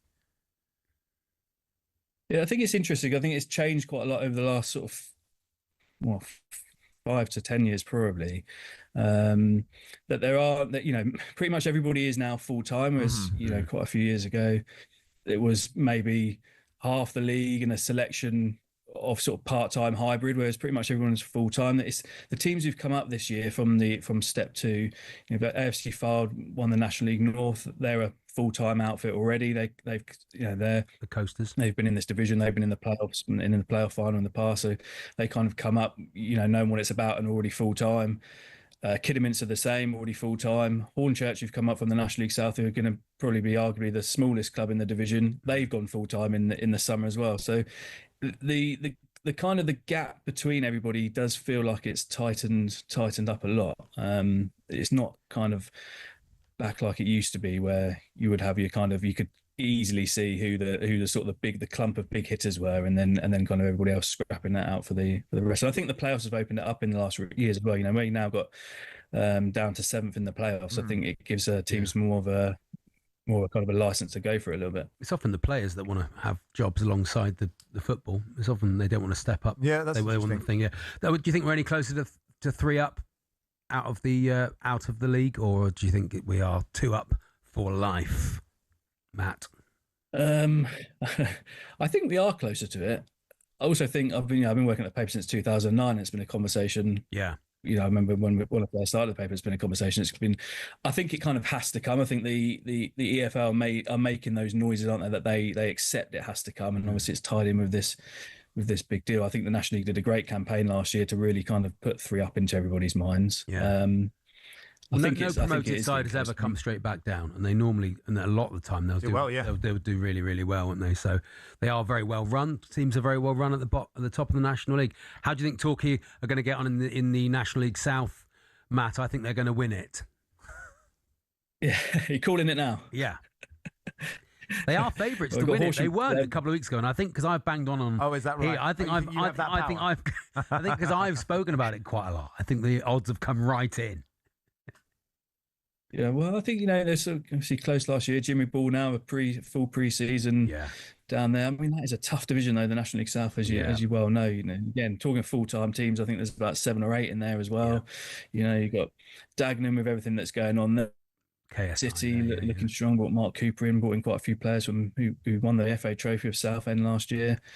It's a scary division, that National League South at the minute. Yeah, but we'll walk it, win it by Christmas. So. Well, look, good luck, Charlie. And thanks, Matt. Thanks for coming on. Enjoy the opening day of the National League. Matt Badcock there, editor-at-large of the non-league paper. It's Max and Charlie with you until 11:45, half-time show. Still slots available. Oh, really? 03717 223344. If you just tuned in, FIFA have asked us to have a half-time show. We did it before the World Cup final. The bosses really enjoyed it. We don't see the point, to be honest. But if you are in your house and there is a musical instrument and you can play it, we need you to perform. Or a poem, if you've written a poem and you'd like to read it out. Exactly. Or if you're a singer of any quality, because it's only a Carabao Cup half-time show. It's not a big one today. It's not like the start of the Premier League. Like, we can take average today. For the first time ever, this show will accept average. But we need you. 03717 223344. If you could perform for us for just 30 seconds, then you can go about your day.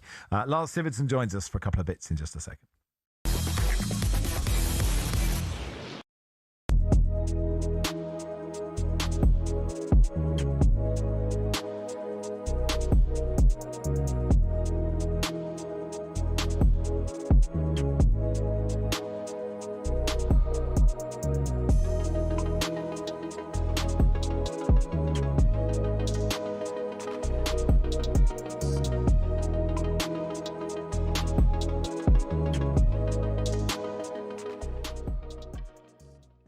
But the Vinny Jr. one was a audacious attempt to say the least. Big word for you. I've been learning this book that I've been reading. They've got these big words in. I'm trying to keep them in my brain. No, but it was always going to be tough shit, man. Like Vinny Jr. leaving Real Madrid to come to Arsenal. It just doesn't sound right. As Arsenal fans might get angry, I'll say it, but like, imagine Neymar Jr. at Barcelona. He's not going to leave Barcelona for Arsenal. They're always going to come to an agreement. Real Madrid aren't going to let a talent like that at 26. Do you know what I mean? What's he worth on the market? I know he's got a year left, but what's he worth, Vinny Jr.? Over 100 million easily. Real Madrid are never going to let that go. And Vinny Jr. in his mind won't want to leave Real Madrid. Imagine the crowds in Brazil, the people that love Vinny Jr. because he plays for Real Madrid. I just can't see it. Well, that is interesting because it was my understanding that it was if he wanted to leave Real Madrid. There's never been a he wants to leave Real Madrid. He's not said it, has he? He's looking for the right offer. He's looking at Mbappe going, can I get money close to that? Can I get a deal close to that? And if they're not going to give me what I deserve, then yes, I would be interested in what Mikel Arteta is doing. And don't get me wrong, Arsenal are a massive club and they are on the verge of winning the Champions League. They're looking to go back-to-back Premier League champions. They absolutely can, right? They can. So, and I think he would get them over the line, but he's Vinicius Jr.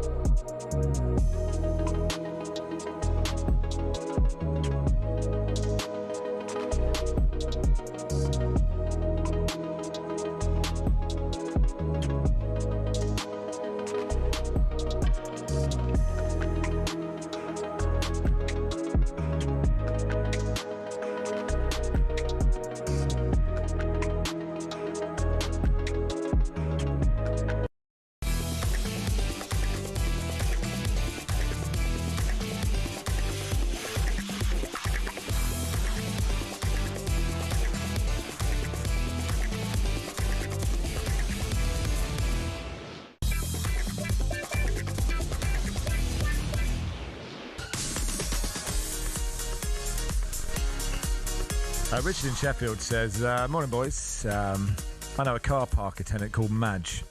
All right. She's told me that two blokes in shell suits driving a Mini with no roof have just driven in.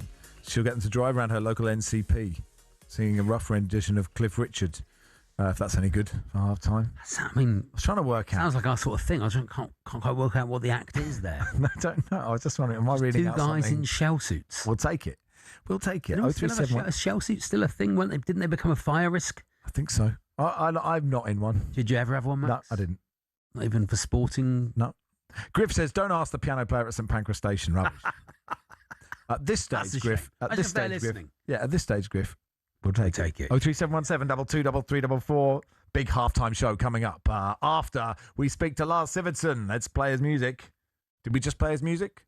Did we have his music? This oh, he's not there. Last time, maybe the last time, I don't know. I didn't check. It says Lars is having a few technical issues. Oh, that's good. Yeah. So talk about Lars before he comes on? Yeah, what do you want to talk about Lars about? He's a nice guy, isn't Lovely guy, yeah. Very nice guy. I saw someone the other day, it looked like him.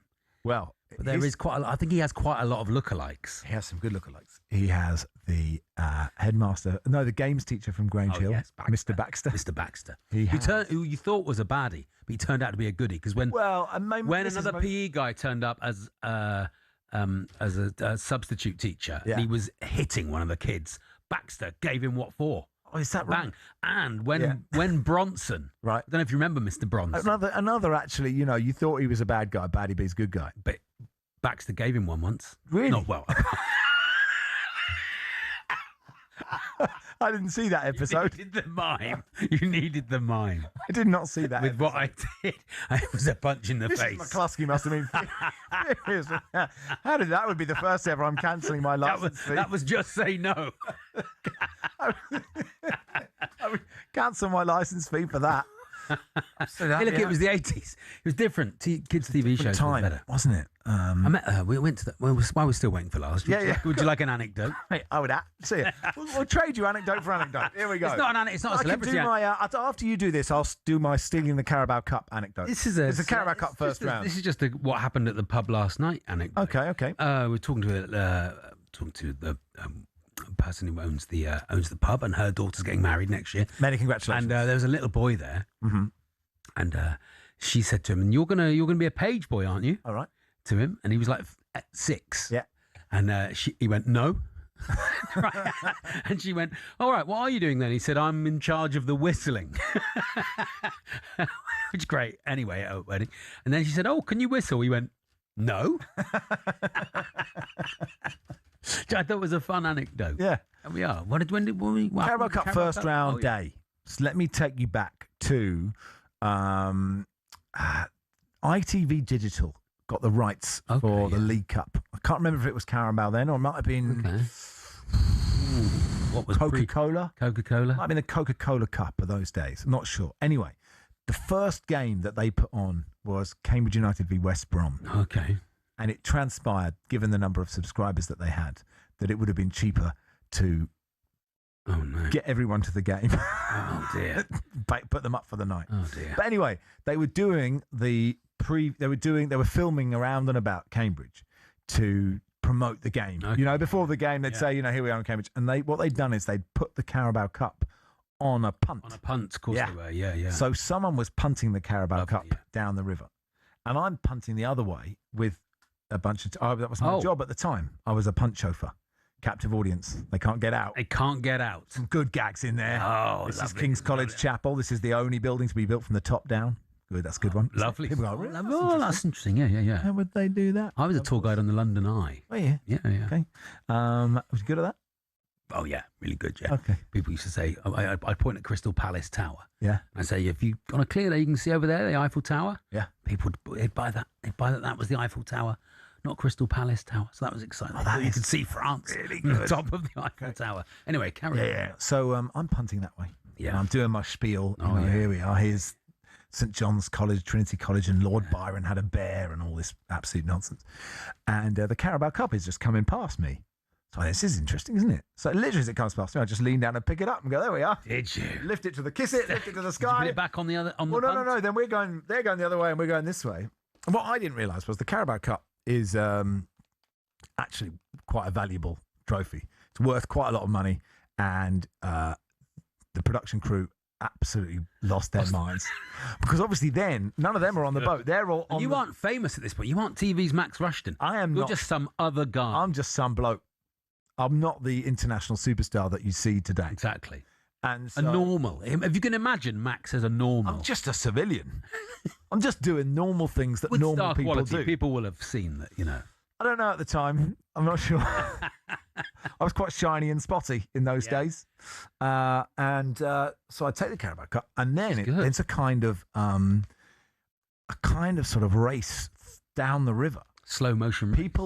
There are people with clipboards and earpieces absolutely losing their minds in terror because some bloke has just nicked the Carabao Cup. And it's much heavier than you imagined. No, I passed it around the boat so everyone could celebrate because I'm thinking I'm getting a good tip here. I've got them the Carabao Cup. Carabao Cup, yeah. And so I just took it down the river. You got the Bolton job. That was what the... From that, I became the manager of. They sacked Owen Coyle, and I got the Bolton job. And I just said, hit hit Kevin Davis. That's all you got right? to do. We just hit him. Daniel steroids will come off. And that's how we'll win all the games. So, so how did they get the Carabao Cup back? They never got They it. didn't. You melted the one it you down. see now. You melted not it. real. You threw it. Actually, I have You threw it in the can. I have every morning. I have a high performance ginseng turmeric ginger shot from the Carabao Cup. Wowee. And that's a true story. They never got it back. They never got it back. But what we have achieved is Lars Sivertson a whole bit on a 6-year-old in a pub. And the day I stole the Carabao and Mr. Bronson played Hitler in Indiana Jones. Who didn't? Good stuff. I like that one where the guy burns his hand on the magical... Indiana Jones was good. Yeah. There we go. That's the insight. Was that a whole bit? There we are. We've done a whole bit. Everyone we can't get hold of... No, I think he's going to be on in a minute. He's going to be on in a minute. Good news. 8:10:89. If you enjoyed that bit, if you want more anecdotes from the life and times of Max and Charlie, let us know, because then we wouldn't have to book any guests all week. We could just do our own thing. I think that's what a podcast is. I don't believe there's a future in podcasts. No way. 803-717-2244. Max and Charlie with you until 1. Lars Sivertson hopefully joins us now. Otherwise, this is what you're getting. I'll just have to think back over my career. Hold on. Something that's happened. Something that's happened to you. We'll just take your best anecdote. Here we go. Look, the season's not really started yet. It's good to get this sort of stuff out the way before the real thing starts in a couple of weeks. Max and Charlie here until 1.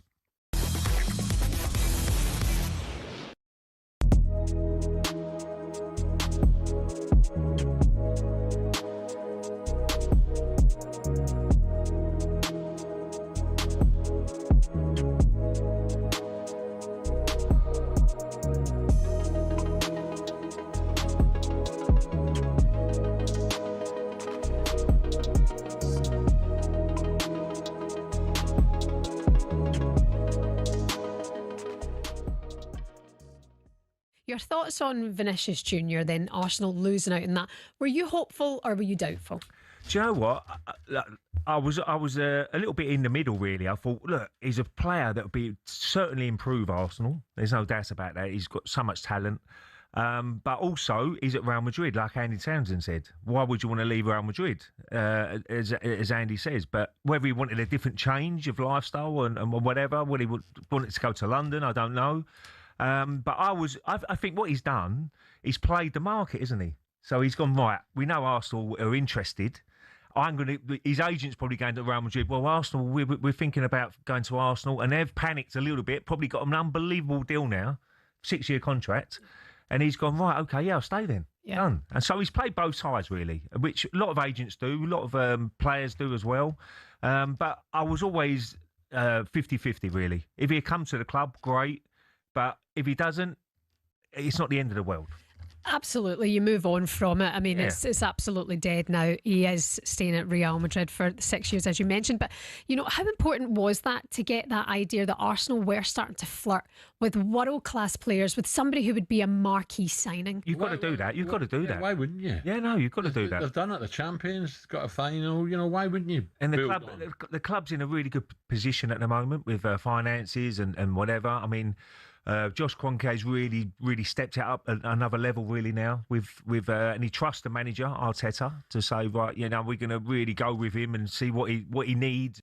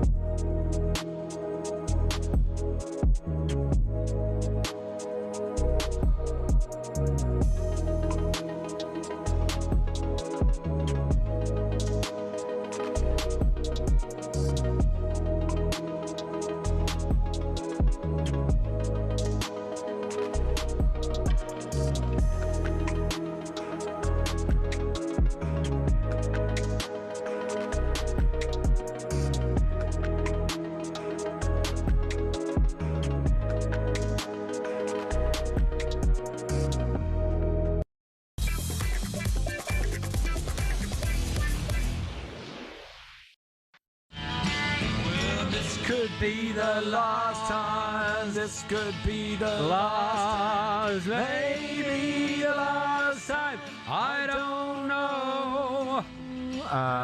We got him now. He's here. He is. Hello, gentlemen. As Lars says, I'm here for 11:30 when I was booked for. Oh, sounds about right. Yeah, good news. Yeah.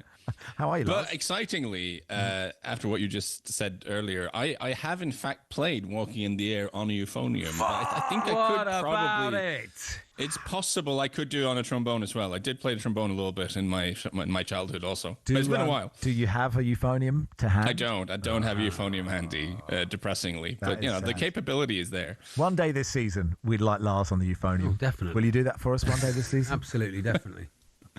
So it's not. If I have to, I'll have to find one. Yeah, okay. I've done worse for less, Max. That's the only thing. Of course. Could somebody send Lars a euphonium? Where do you want to start? Should we do a bit of Gianni? The latest that he's denying having a mistress and urged to resign by Norway, backed by Mexico and Argentina. How do you think this will play out, Lars? That's a really interesting question, isn't it?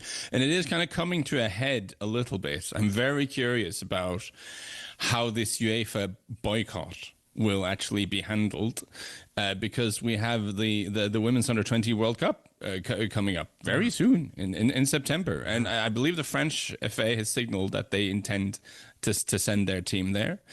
I do wonder if the sort of diplomatic solution here is to just say that the boycott does not apply to these underage competitions. It's just so that this sort of big, grand sporting political drama doesn't actually affect young people who are, not necessarily full-time professionals. And it's a developmental tournament more than anything, and that shouldn't fall victim to all these shenanigans. So maybe there's a pragmatic solution to be found there. But we also have qualifiers for the Women's World Cup coming up in October, I think. So there's stuff. If you thought when the UEFA boycott was sort of first announced, I did see a few people say, well, we're going to have a cycle now of Nations League and qualifiers for the Euros, and really the next sort of big FIFA stuff is in 2 years for the next World Cup qualifiers. But of course, that's only on the men's senior side of it. On the women's side and in youth competitions, there's quite a lot of stuff going on. So I'm genuinely curious to see how that will be handled. Do you think? I wonder. And lots of. How do I articulate this? Shameless grifting charlatans tend to think, well, look, the news cycle moves so fast, and once the season starts, our attention will naturally be diverted from this story, right? At the moment, okay, there's Carabao Cup today, there's National League, etc. But in 2 weeks' time, we'll have a 2-hour show, and we will not have time editorially to do a section on the future of Gianni Infantino. I'm pretty sure about that, Lars. So unless he becomes an OB producer, then that is a very good point. So do you think his thinking is just ride it out because the news cycle moves fast? You cling on, and then people just start thinking about something else. So that might be his thinking. But the thing to watch again, the language from UEFA has been really punchy throughout this. Their statements have been a lot spicier than like public statements from these sort of vast bodies tend to be. It does seem like UEFA and Alexander Ceferin in particular really means business with this stuff, which is again why this boycott stuff is something to watch. I think the danger. So this is the opposition to FIFA is not exclusive to UEFA, but it's very much led by UEFA. And I think the thing they need to be aware of is the European FAs are not universally liked around the world. There a lot of countries and a lot of FAs from around the world, South America, Africa, Asia, they see the Europeans as wealthy, entitled people, that always want things their own way and are not willing to make compromises. And I think it's important that they don't, there's a PR battle going on here and that you can't lose completely. I think it's right and proper that the FA is representing the bigger nations, which frankly generate a lot of this World Cup related revenue with their teams. We had 7 out of 8 teams in the quarterfinals from UEFA this summer. It's right and proper that they put their foot down and say we demand to have a bigger say in these processes. We can't have a guy trying to sell off the tournament with none of the stakeholders being involved in any way. That's fine. But you do need the support of the rest of the world if you're going to out Infantino. That's just how it works. So they need to actually think about that a little bit and build some bridges and make some alliances, I think. I think the thing that's come out of this mainly is that, and it should have come out when Sepp Blatter had to give up his crown, is that you can't have someone who can't be deposed. It needs to be a 2 World Cup deal, say, that's your term and that's what you serve, and then you just move on, because this way it feels like absolute madness. My thoughts exactly, Charlie. I was just thinking about this earlier this week, that maybe one of the solutions of how to avoid the situation that we get a guy like Infantino who becomes the kind of footballing despot who thinks he is the king of football and starts operating without any sort of meaningful oversight is shorter term limits for that position. Like you do probably have to have a guy at the top of the tree being the boss of FIFA, logically, but the term limit needs to be short enough that he can't build his own little fiefdom, because really that's the issue here. Listen, Max will know, having worked with me for many years, I'm not a big numbers, maths, big picture economics guy, really. Maybe there is a case to be made for various forms of bringing investment into the game. Maybe it doesn't sound like a good idea to me, but maybe there is a good idea. But the reason what happened this summer was so egregious was that it happened completely behind closed doors. There was no tender for this. There was no independent valuation of anything. There was no consultation with any of the people involved. And that is really, I think, why people are kicking off. I think that's the reason people are like, this guy is just not involving anyone else in his decision-making process anymore. And he's made this sort of backroom deal with people who just happen to be linked to Donald Trump. Funny how that works. And it's just not a way... And to avoid this thing, I think you need to just change the structure of this. You have to have, like Charlie said, shorter term limits and more oversight and more control over the guy who's in charge of everything. Yeah, and actually, there is this issue that he says, it's totally democratic, right? One FA, one vote.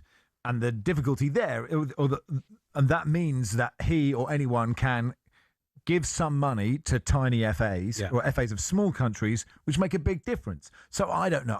I don't know. Someone like Paul Watson will know this, but I don't know, Montserrat or Suriname or whatever, you could give them $100,000, right? Which would actually do a lot for the game there and would help a lot of people in that country and would help promote football in that country. So that is a good byproduct of the way that you can create a system where you get 150 votes and you can never be ousted. So you're not necessarily doing it for the good of the game, but there is a good, if money goes to countries that build football grounds and football pitches for kids in developing countries especially, that is a good thing. But what is your motivation, right? That is the key thing. It's is your motivation pure? Do you care about the game and fans, or do you care about feathering your own nest? And it does seem by all accounts that, he would have done really quite well out of this had it occurred.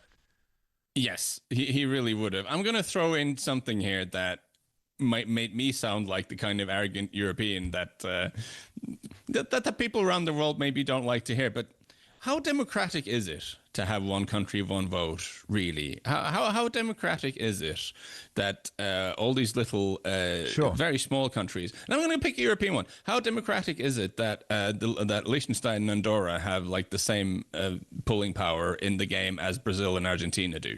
Does that really make sense in terms of who brings value to this? Yeah. You know what? It is crucial. I agree. It's crucial that the smaller countries have a voice, because if they didn't, then there probably wouldn't be that much developmental funds being shared around. And it is wonderful, actually, when you stop to think about it, it is wonderful that all these players who just make millions and millions in their club careers are willing to play for the national teams for very, very limited remuneration compared to what they make at club level. And that huge part of the revenue that they generate through doing that goes to, improve facilities and spread the game. That's wonderful. That's a great thing. It's amazing that that's happening. But we have to be a little bit careful in how we maintain that. And my big fear in trying to make it more about the money, as Infantino has done, trying to FIFA, who, by the way, have massive cash reserves already, but in trying to sell part of the World Cup, trying to make it a more commercial thing, talking about how FIFA is under commercialized, the more you talk about money in international football, I think the more chance it is that the players are going to wake up and go, hang on, we're the one who's creating all of this value for you guys, and we're not getting much of it. Yeah. And then suddenly we really run into problems in terms of how international football is supposed to function. JP says, can the OB produce a build-up track for Infantino? Be Johnny Come Home by Fine Young Cannibals. Johnny. I'm worried. I'm surely Charlie could do that justice. Great to see you in the studio, Max, says Lisa. Odd to hear you not whisper, singing and trying to talk quietly. Must be nice to let it all out. Lars Sivertson with us. We'll do some transfer stuff in the next bit.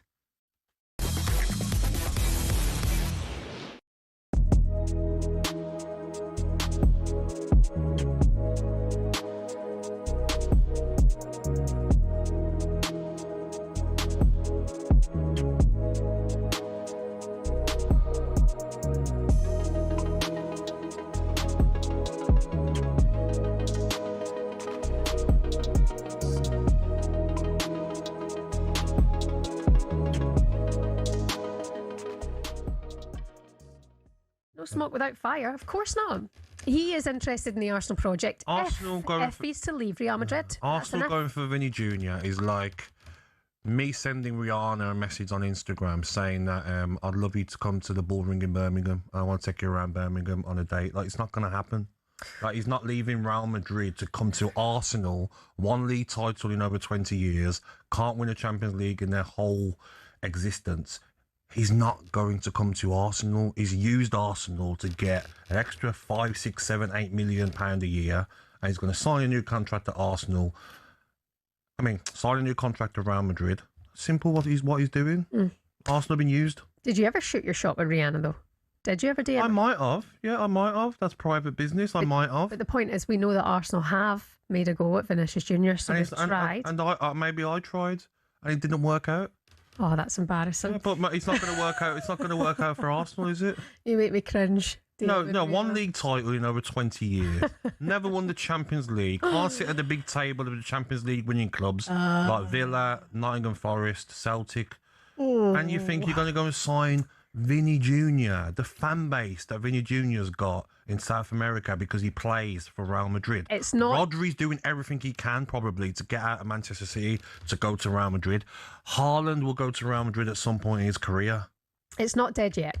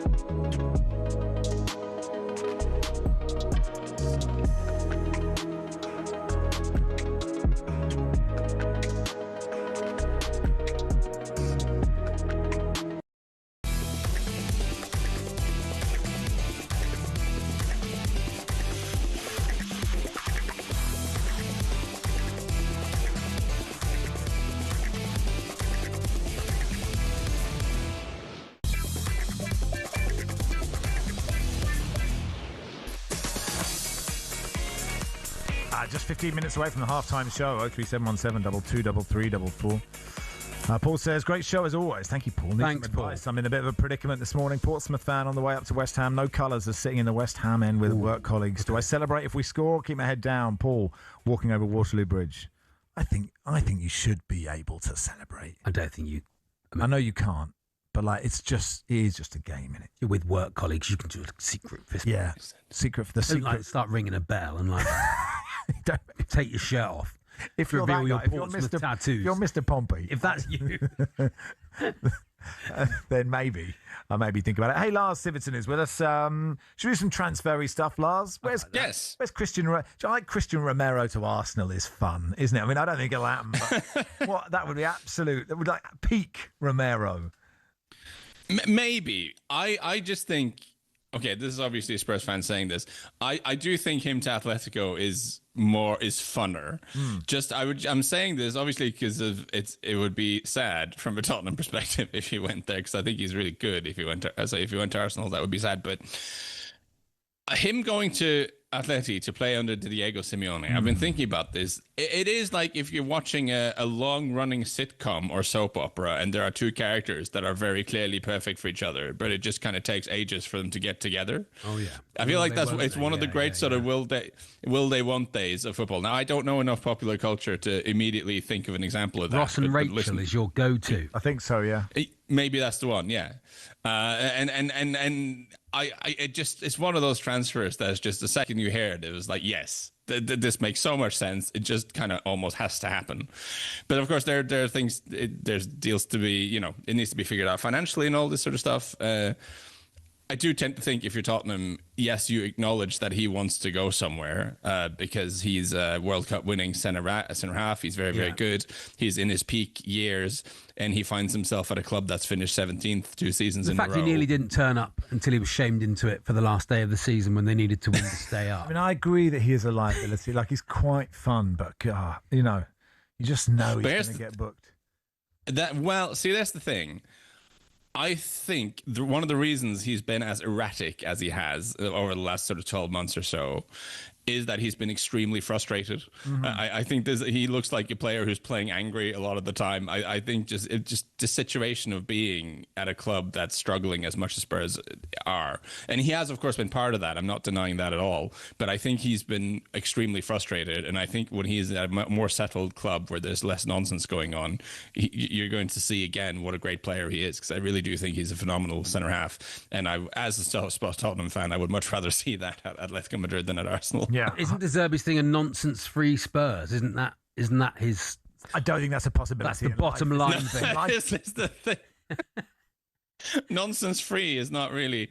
I mean, that would be an achievement. I mean, that would be manager of the year category. Like, can a manager get the Ballon d'Or? Like, what's the highest honour you can bestow a manager if he manages to nonsensify Tottenham? But they also have, I mean, just from their recruitment, they've brought in 2 central defenders, right, in Van Hecke and Senesi. So they're very clearly prepared for the fact that Romero is going to leave this summer. And again...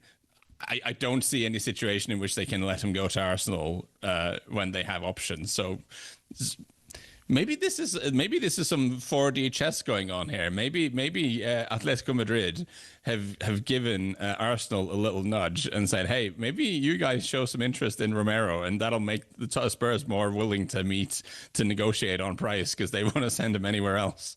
Yeah, possible, isn't it? How do you think Arsenal are going to go? I mean, is it set up, this Premier League, for Arsenal to just win it comfortably because no one else will have their stuff together from the start? Well, it's hard to win the Premier League 2 seasons in a row. It's not been done too many times.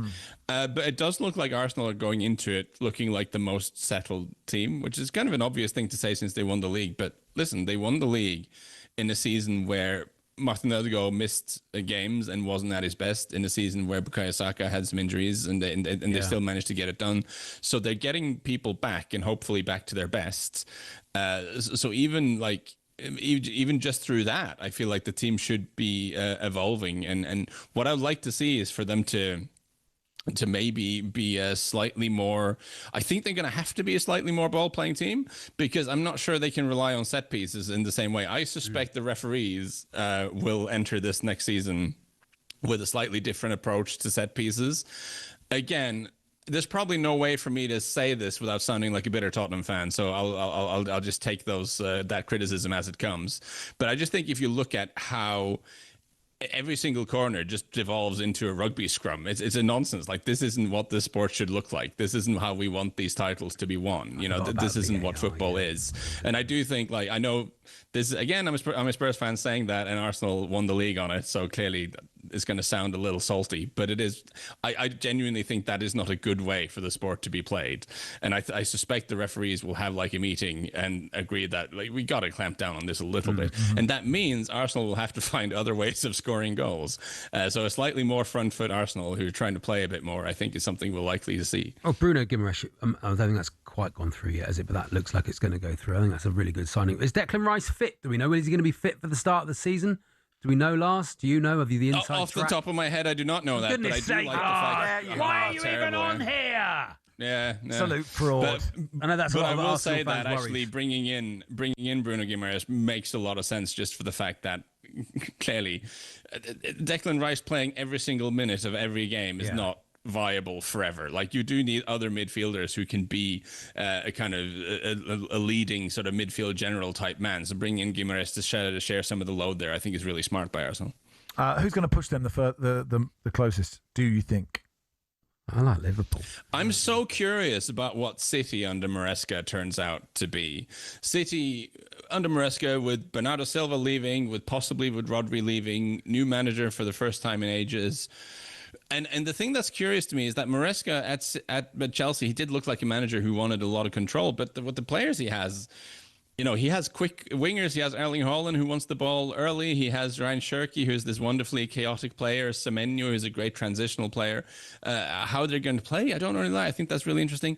What's happening with, I'm kind of all over the place here, but what's happening with the Liverpool defense? Like, Liverpool want to spend 100 million plus on a winger, which is always fun, but like, they don't seem to have that many defenders now. That, I mean, Konate's left, and what's going on there? The point being that I feel like there are kind of big question marks over everyone aside from Arsenal. So this is why it's kind of set up, like you say, to Arsenal certainly go in as the favourites. Who's going to push them the closest? I mean, you do tend to think it's City, right? Because Maresca is not a fool, and they've got a lot of really, really great players, though. Yeah, I think you're probably right. All right, Lars, thanks so much. You're a good man. You have to remember that Liverpool. I just think Liverpool signed all those players last season, and they didn't quite click. And they might click now. Isak wasn't fit all season, and I feel like if they can get him fit and he stays fit and all those players click, I think they're. Is Araujo good, Lars? Yeah. I do like him, and I also think if they do sign Bradley Barcola, so what I do like about that is that he's really fast, and he's quite a direct player. He comes from the French league, so he's used to being kicked around. I don't think the transition to the Premier League should be that tough for him. And I think with Florian Wirtz, he's had that difficult first season now. Yeah. But I'm going to die on this hill. I think he is a phenomenally talented footballer. And I think if he has more runners ahead of him that he can pick out, you'll see more of him, because he's got great vision. He's got a good pass on him. And I think Charlie's really onto something. If you can get all these guys fit, like there is a great team there waiting to emerge. I was kind of curious about Manchester United. Like, they've done the thing again. Mm-hmm. They were very good under an interim coach who's a bit of a club legend, and they've hired him full time. I mean, didn't fully work the first time, but maybe it'll work again. Tielemans, good signing, I think. Really, he'll hit the ground running for them. Yeah, pragmatic. You know, very experienced Premier League player, gives them an option in midfield for sure. And I kind of like the fact that they've been a little cautious in the transfer market. I mean, United over the last sort of 10, 15 years have often spent big and not on the right guys. They're kind of pulling their punches a little bit now, being a little bit more careful. I think that's not necessarily a bad thing. Thank you, Lars. Good man. Thanks, Lars. Anytime, guys. Okay, picture the scene. Gianni is no longer the head of FIFA. He's now an OB producer at talkSPORT. Oh, yeah. So if you can... and the OB producer. And the OB producer is... Gianni Infantino! Johnny, I'm sorry. Won't you come on home? With Nigel Adley on comp. Won't you come on? Very nice. What is wrong in my life? that I have a mistress every... No, he didn't. Oh, he didn't. Okay, we'll do some Man United in the just week a on the second. phone.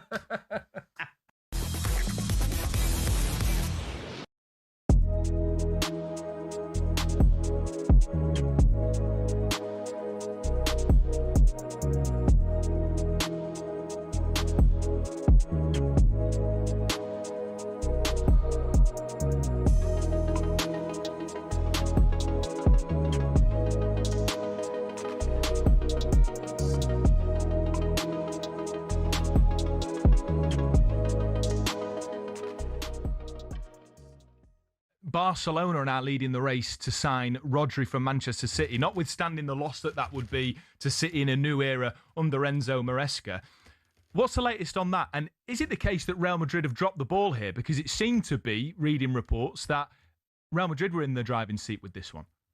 Yeah, Rodri wanted Real Madrid earlier in the window, and Florentino Perez hadn't decided what kind of midfielder he was going for, which is why several names were linked, including Enzo Fernandez, and Real had to issue a statement saying we've had no contact with Enzo Fernandez. Jose Mourinho came in. Finally, they got the mandate from Perez to start negotiating financially, but Barca have basically hijacked this, although some sources say Barca were there even before the window opened, and it was Real that kind of steamrolled in. And ultimately, Rodri, for family reasons, wants to go to Spain, but we've got a fascinating scenario now. Man City want to keep. Pep Guardiola never used to stand in players' ways, especially senior ones that had been long-serving and loyal to the club. But Enzo Maresca's new, and of course, if it's his say, he'll go to his board and say, keep him. If he doesn't renew, we'll let him leave on a free transfer in 2027. And now Barca are going to accelerate and bid, and they have full player buy-in. So Rodri wants Barcelona over Real Madrid, and I think there's a strong chance that this one happens. Man City are going to add another midfielder. Ayoub Boadi advanced talks. They've got other targets as well. Elliot Anderson has already come in. And in essence, it's whether City say Rodri deserves this move and follow that Pep Guardiola approach, or if they double down and say Enzo Maresca doesn't want him to leave, so we're going to make it really difficult.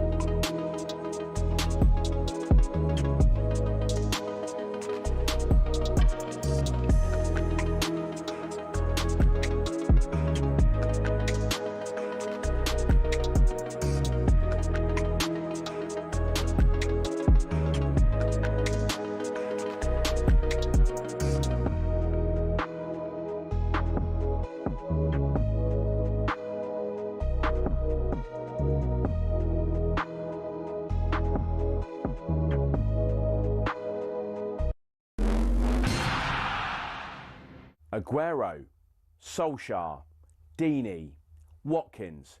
Sure, you know all about those last-minute goals, but have you heard the one about the on-loan goalkeeper who saved his temporary employers from disappearing out the Football League and into almost certain financial oblivion? Back in 1999, Carlisle United, managed by Nigel Pearson, were fighting to stay in the Football League. Carlisle's finances were precarious with a capital P that season, leading to a scenario where, with 3 games to go, they had to ask the FA to sanction an emergency loan deal to bring in a goalkeeper. Swindon Town's Jimmy Glass arrived at the club. His efforts in his first 2 games earned the Cumbrians 2 draws. Those vital points meant that Carlisle went into their final game of the Division 3 season, now League 2, needing to beat mid-table Plymouth Argyle in front of their own fans and hope their relegation rival Scarborough didn't win against Peterborough at home.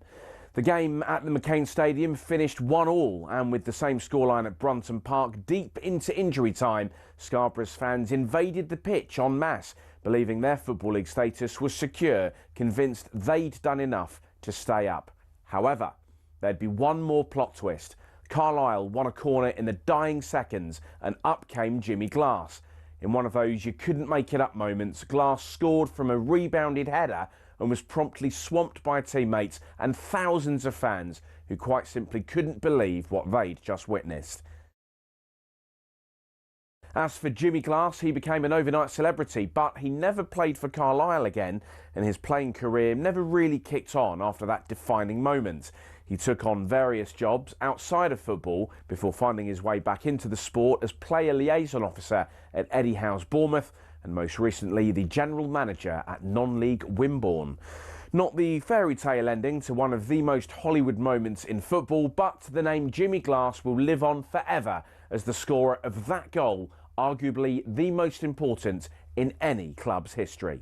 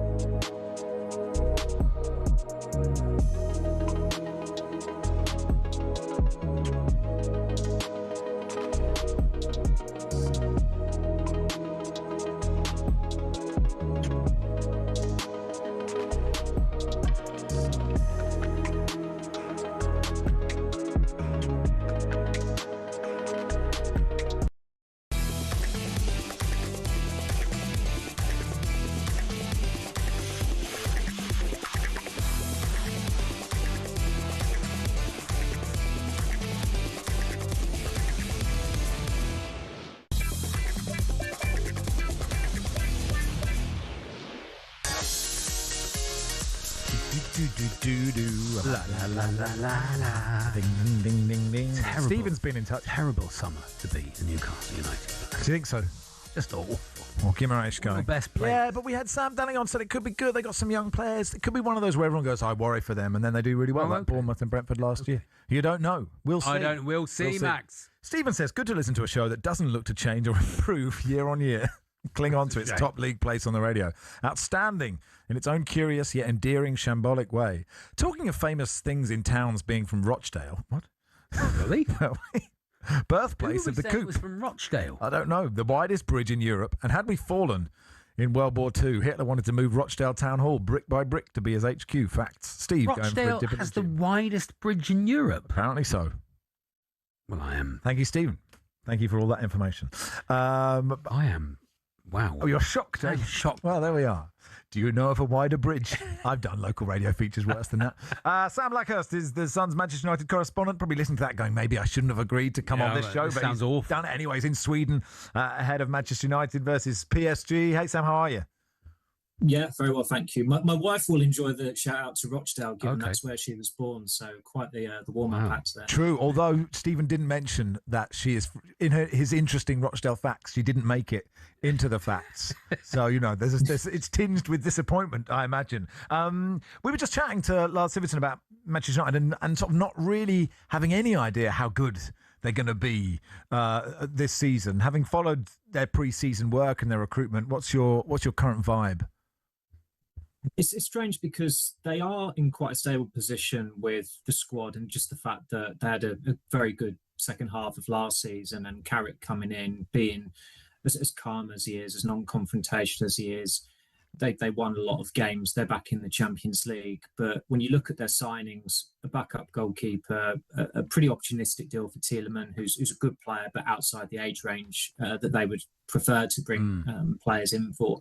And Andre Santos, who was just a bench warmer mainly at Chelsea last season. They aren't kicking on yet. But in the last 6 transfer deadline days in the summer, they have always signed a player. I think that's easily forgotten. I remember that years ago, Gary Neville came out with a tweet, and a lot of people agreed with it at the time, that the clubs doing deals for signings on deadline day are the worst organised clubs, or words to that effect. It doesn't quite work like that anymore. But United are also trying to be regimented with their wage structure.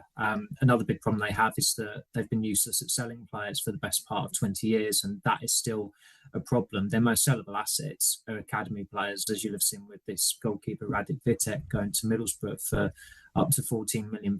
The best thing he did was never play for Manchester United because it didn't harm his resale value. Whereas Joshua Zirkzee or Marcus Rashford or even Altay Bayindir, a goalkeeper they could only give away on loan to Celta Vigo, they can't shift these players for money. So that is obviously having a knock-on effect on incomings. Sure. Do you think they will? How can they work around that this time, do you think? When push comes to shove, they're going to have to bring at least 2 more players in. You look at that squad, they want a left back, they want Lewis Hall. I think some United fans are probably braced for them being too late on that front, because Newcastle have already sold 3 players for a hell of a lot of money, for more than £200 million. So do they really need to sell Lewis Hall as well? Hall would like to make that move happen. There is a slight change there, where Eddie Howe was obviously left Newcastle, and Hall, from what I was told, was not happy with how it was managed towards the end of last season by Howe, and felt as though it cost him a role in the England squad. But nevertheless, the manager has changed there. Is that enough to placate him? Probably not, but a lot of money has come in for players who've already been sold.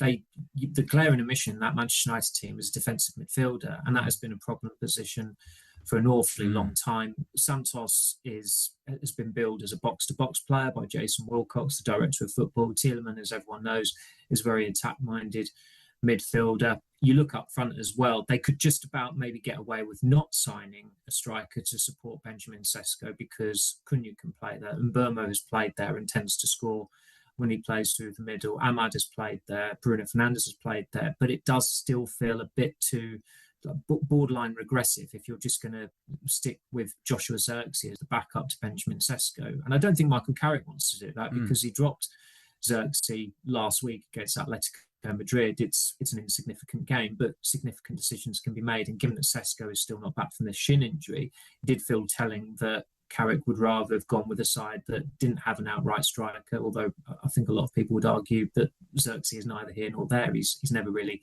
resembled a striker. Can Kobbie Mainoo fill that gap? And do you think there's a world where Marcus Rashford stays at Man United? I think with regards to Mainoo, he's not a defensive midfielder. He has got possibly the skill set to adapt to it. Carrick said last season his best performance was away at Chelsea, which was not a particularly good performance from United, but they had a depleted defence. They just lost against Leeds United. It was a real high-pressure game. Yeah. And Mainoo performed very, very creditably coming back from injury, where he just held the fort with Casemiro. United didn't have a lot of the ball, so I think he's got it within him to do that. But he's a playmaking midfielder. I mean, Ruben Amorim trialled him as a number 10. And I think he's got the attributes to end up further forward later on in his career. Watching him, I know that it's a very easy comparison to make, but I do see a bit of the Andres Iniesta in him. Iniesta obviously started out as a midfielder. He then developed into more of a playmaking type at Barcelona. And Mainoo is that good a footballer, and he's got enough time on his side. So they need a specialist there. They can't be going into games against the elite with Tielemans and Kobbie Mainoo as their midfielders. I think the one they may have to hothouse is Andre Santos, just to be that number 6, or to try and go in that direction. You've seen it happen with past Manchester United midfielders. Under Jose Mourinho, Ander Herrera was a big success because he almost reinvented himself as more of a defensive-minded midfielder. In regards to Rashford, it's an invidious position for all parties concerned there, particularly where Rashford's due to link up for his reunion with United after 18 months, effectively, in Dublin this weekend. Again, where he is by far and away the highest earner in that squad, and that's the big stumbling block. But you look at the market, you look where there are just under 4 weeks to go until deadline. There are a couple of big hitters who are in need of a winger. And when push comes to shove, will one of those clubs think, actually, Marcus Rashford is worth a punt if he was available for £26 million, despite the steep wages? I mean, there are a lot more dearer alternatives, or have been dearer alternatives out there. And he's not a busted flush. He started games for England at the World Cup. He contributed to Barcelona winning the title last season. So he shouldn't be a tough sell. But Manchester United, a backup goalkeeper, is a tough sell. As I said, they couldn't even get a fee for Altay Bayindir because he played 17 games for the club. He had probably one good game. He conceded 31 goals and he dropped a few clangers. Unfortunately, a lot of players who go to Manchester United, their reputation is damaged, or if they're put on a ridiculously long contract, so it makes it difficult to sell them. Good stuff, Sam. Enjoy the game this afternoon. Thank you very much, chaps. Sam Luckhurst there, Sun's Manchester United correspondent. Stephen's been back in touch. Not the birthplace of the coop, like the chicken coop. Oh. Birthplace of the co-op. The co-op. Yes, Okay, Mr. Hyphen. And also, I've Googled it, and it isn't the widest bridge in Europe. So I don't know where that. I don't know where that. Andrew I don't told me know it's where. the Simone Veil Bridge Exactly. in Bordeaux. I've just put that on the group. Yeah. Oh, right, you Which put it is on the the- overall sorry. widest bridge in Europe, measuring 550 metres long and 44 metres wide, because we're interested in width here. Of course, that's all we're interested in. At this, and how come at the halftime show? This is big. Do we have space for more? I'm just checking. Oh, okay, so it's a pretty packed schedule, the halftime show. But if you have just tuned in and you remember the halftime show from the World Cup, you remember we had to do a halftime show. FIFA wanted us to do that. FIFA have been in touch with talkSPORT. Once again, I'm concerned they're using us as a diversion. I know, yeah. I think they're trying to divert attention away from stuff that's happening there. I don't know if that's what Infantino's doing, but we have to do one, and it's up to you. So if you are in your house and you have a harmonica or a drum or any kind of musical instrument, or you just want to sing or perform in any way for us, the Spoons will take it. Oh, we need you. like a couple more would make this an absolute showstopper. Well, that's what we're looking for. We're looking for a big finale. So 03717 2222. And if you are, this would be good. If you happen to be like quite, I don't know, if you're the lead singer of Travis. Oh, right? If we've got like an actual superstar is just driving along. If you are and you think, well, I don't want to be showy, it's okay. Like if you ring up and you say, I am Jimmy If Fran Healy Somerville, wants to ring in and sing Driftwood, we'll take it. You might not headline, but you'll definitely be on the bill. 037. There is someone now. There's definitely someone who will be listening. Someone who's like a really top performer and going, like, I could it's do not this. low rent. Even No. in your mind, you're thinking, I'm not doing that. It's low rent. It is Hugh, not low rent. Hugh Jackman is listening, and you want to do. Yes, Hugh. Come on, Hugh. What's the You wanna sing The Greatest from Showman? Greatest Showman. Go on, if you want to do that. This is the Hi, I'm greatest Hugh. show. If you wanna Hugh's sing on the that. line. Yeah, come on, do that at the end. Oh, We'd all join in. Yeah. We'll all join in. 03717. But if you are just a normal person, we will take that too. But like, ideally Hugh Jackman. But we'll take David. As we've heard, Max was normal once. Oh, we'll take David Aldershot, but we would rather Hugh Jackman. But 03717 223344. The halftime show is next.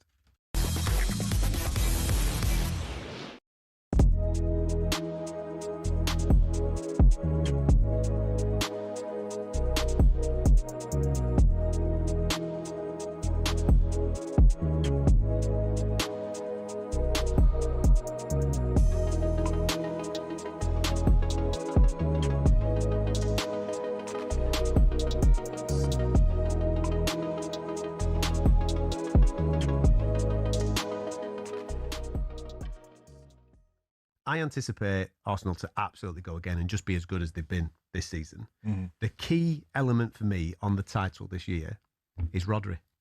Mm. If Rodri's a Manchester City player throughout the whole course of the season, Manchester City will win the league. That's a shouting off, that is, isn't it? Do you, Wow. do you disagree? If Manchester City lose Rodri and he goes to Real Madrid, they will not win the league. I know what you're saying, but I look at it as well from because Anderson's coming, isn't he? Yeah. So He's not Rodri. I know he's not Rodri. But he'll benefit from playing alongside him. Yeah, that would happen. But if you leave him on his own in there, I think you've got carnage. Mm. I do know what you're saying, but I think there's more of a factor that Maresca might not be up for it either. You don't know yet. I think he's up for it. You reckon he's up for it? I think he's up for it. We'll see. He knows that club. He's been at that club. He understands how that club You're works. talking. He went You're to talking like a real Manchester City supporter. He went to Chelsea. He did. Are you Blackburn? You're a Blackburn fan, yeah? Yeah, we'll talk. Hold on a minute. We'll talk about their dismal The way summer you're in a big- minute. What about the other teams? Why are you doing this? Why are you deflecting? Well, I'm just trying to say. All I was doing was talking about the Premier League title race. That's all I was saying. And I was just saying that the big impact, the key piece of information for me is Rodri being a Man City player throughout the whole course of the season. And if he is, Manchester City will win the league. Cool, but that's a shout. Do you not think so? So where was he last season? Getting back from his ACL, mate. Do you not think so? No, listen, mate. So you're tipping Arsenal. You think so? You believe in what I said at the start of the show, that you believe that we're entering a dynasty time. Yeah, but I don't. I wouldn't hang my hat on it.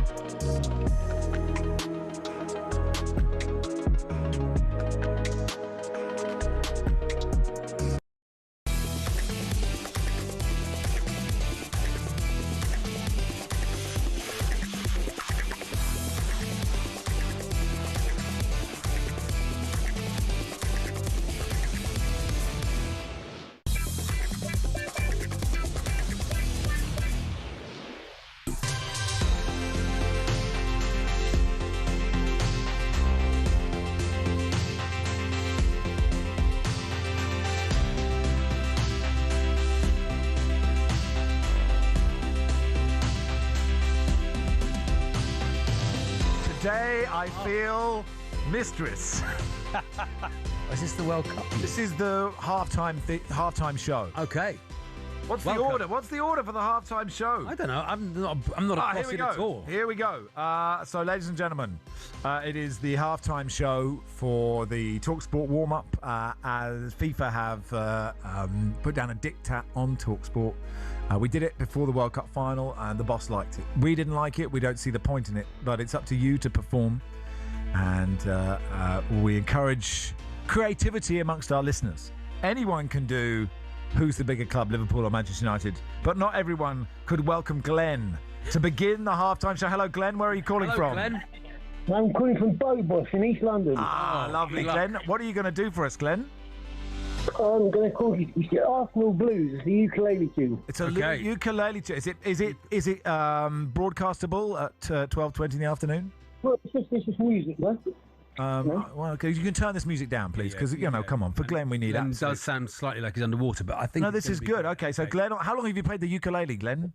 A couple of years. Couple of I'm years. a guitar player, really. Oh, you're a guitar player by trade, but moving to the ukulele for the it's a bit more halftime show. portable. Okay, FIFA have promised £25 million for all performers. Is that okay? Will you take that? Oh, accept, yeah, of course, certainly.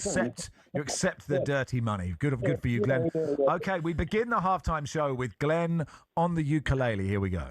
And the halftime show. Good. Thanks very much.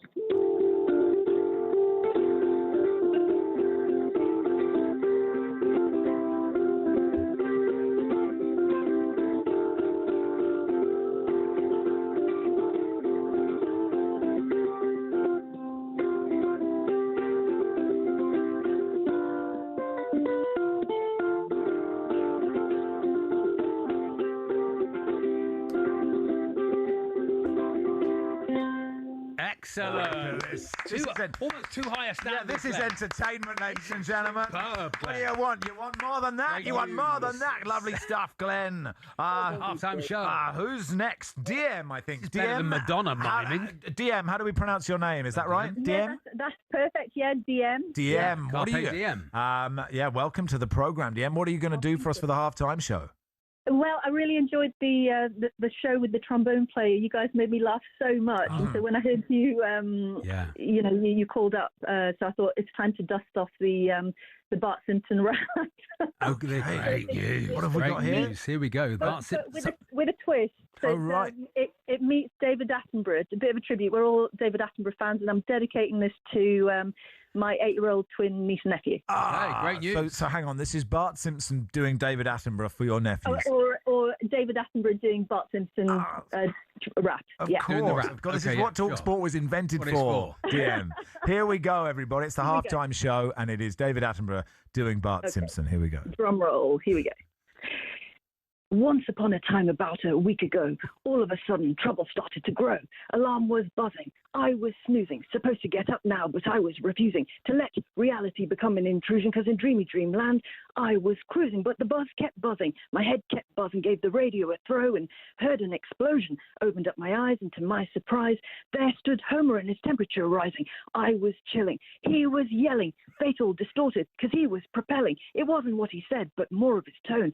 The usual jive, put your nose to the grindstone. I said, I'm real sorry, but that didn't cut it. I started to protest, but Dad said, shut it. Get up, mow the lawn, move it on the double, because if you don't, you're in deep, deep trouble. Look at this. Honestly, the level since the World Cup final. David Attenborough sings the Bart Simpson rap. Do the Bart, man. It's big, lovely stuff. Thank you, DM. DM, excellent stuff. Who's next? Linny, is that right? Linny, welcome. Hello. Oh, it's Lynn. Lynn. Sorry, I was given an extra E on the end, Lynn. Lynn, welcome to the show. How are you? So far. I'm fine, lads. Thank you. How are you? Very good. Very well, The Lynn. bar has been set high, Lynn. What are you going to do for us for the halftime show? Well, I think I'll limbo under the bar Yeah. a poem called Biscuit's Got Talent. Biscuit's Got Talent. Okay, here we go. Lynn. Biscuit's Got Talent from Lynn, the Aston Villa fan. Here we go. Agatha Rich Tea. We've got Jaffa Ray Archer, Shortcake Winslet, and George Oreo, Ginger Nut Rogers, and Bo Bonnie Tyler, Denise Van Outen, and Hob Nobby Styles. And bringing up the rear, pick up a pen, Gwyneth Paltrow, presented by Garibaldi and Digestive. Look at this, lovely stuff, isn't it? Really, a biscuit poem. It's what we wanted. It's not all just loud the half time. There's culture as well. I know. You bring it up, you bring it down. You have pathos. You have everything. Lovely, Lynn. We love that. May Bonnie Tyler rest in peace. Yeah. Tanya's next. Hey, Tanya. Hey. Welcome. Where are you calling from, Tanya? I'm in the Midlands, in Cannock. Oh, in Cannock. Okay, what are you going to do for the halftime show? It's really going well. I'm going to sing you a song. Oh, lovely stuff. What are you going to sing us, Tanya? Or are you just going to belt it out and we can have a listen? I'm going to do a kind of a little mashup. We've got Duffy's Mercy with the Leeds United song, of course. Okay. Well, here we go. Good news. Here we go. Right, it's a halftime show from our FIFA-sanctioned halftime, creating a diversion, really, from what's going on, but it's the halftime show. And if it goes well, we might do this every week. 8:1089. Let us know if you think it's a good idea. Here we go. We finish with Tanya, the finale from Tanya, the Leeds fan. Good luck. Thank you. I love you, but I gotta stay true. My mom's got me on my knees. I'm begging, please stop playing games. I don't know what this is, but you got me good, just like I knew you would. You got me begging you for marching on together. We're gonna see you win. We are so proud. We shouted out loud, we love you, Leeds, Leeds, Leeds. Woo! Leeds. Thank you, Tanya. Super. This is really lovely stuff. You're welcome. Thank you, everyone, for getting in you know touch. What? You know, there's some real talent out there. Really has. Yeah. Warm-up's got talent. Warm-up's got talent. Okay. Really has. But the halftime show is, I think it might be here to stay. I don't know. This is how you do a halftime show. Bieber, eat it. Yeah. Says here, yeah. Let us know. Thank you, James, the Birmingham fan. Because what we could do in the season, we've got a 2-hour show. It's not long, but we could just do a little one performer a week halftime show. If you like it, obviously it comes down from FIFA. It's nothing to do with us. None of the show, just to be clear, is anything to do with us. But thank you so much.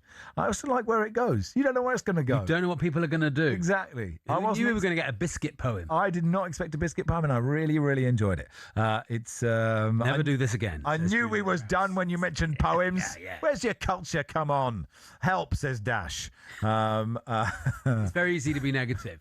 I didn't see you ringing in and doing anything. I have this on my Alexa, and now my family think I listen to utter tripe when I tell them I'm listening to something important. In my headphones, I've been rumbled. Okay, it's anything. More feedback, please. We welcome it all. But thank you for your input. Max and Charlie with you until 1. We'll Guimaraes go on to Arsenal. We'll talk to Perry Groves about that in a second.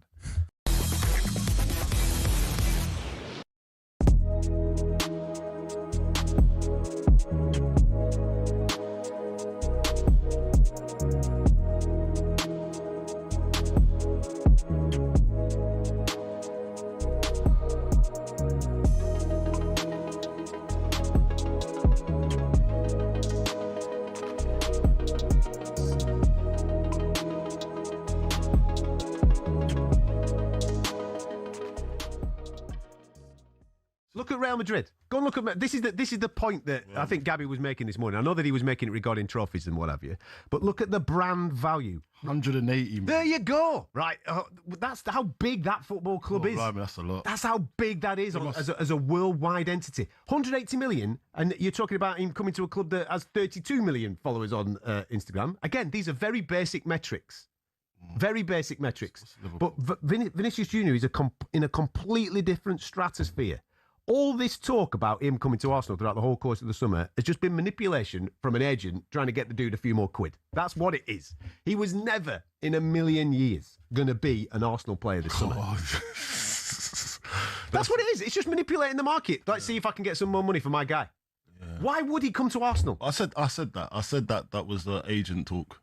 Agent talk. Just using Arsenal as a leverage. A tool. Yeah. Arsenal are interested. Oh, right, wicked. Brilliant. Arsenal, champions of England. Right, well, let's use them.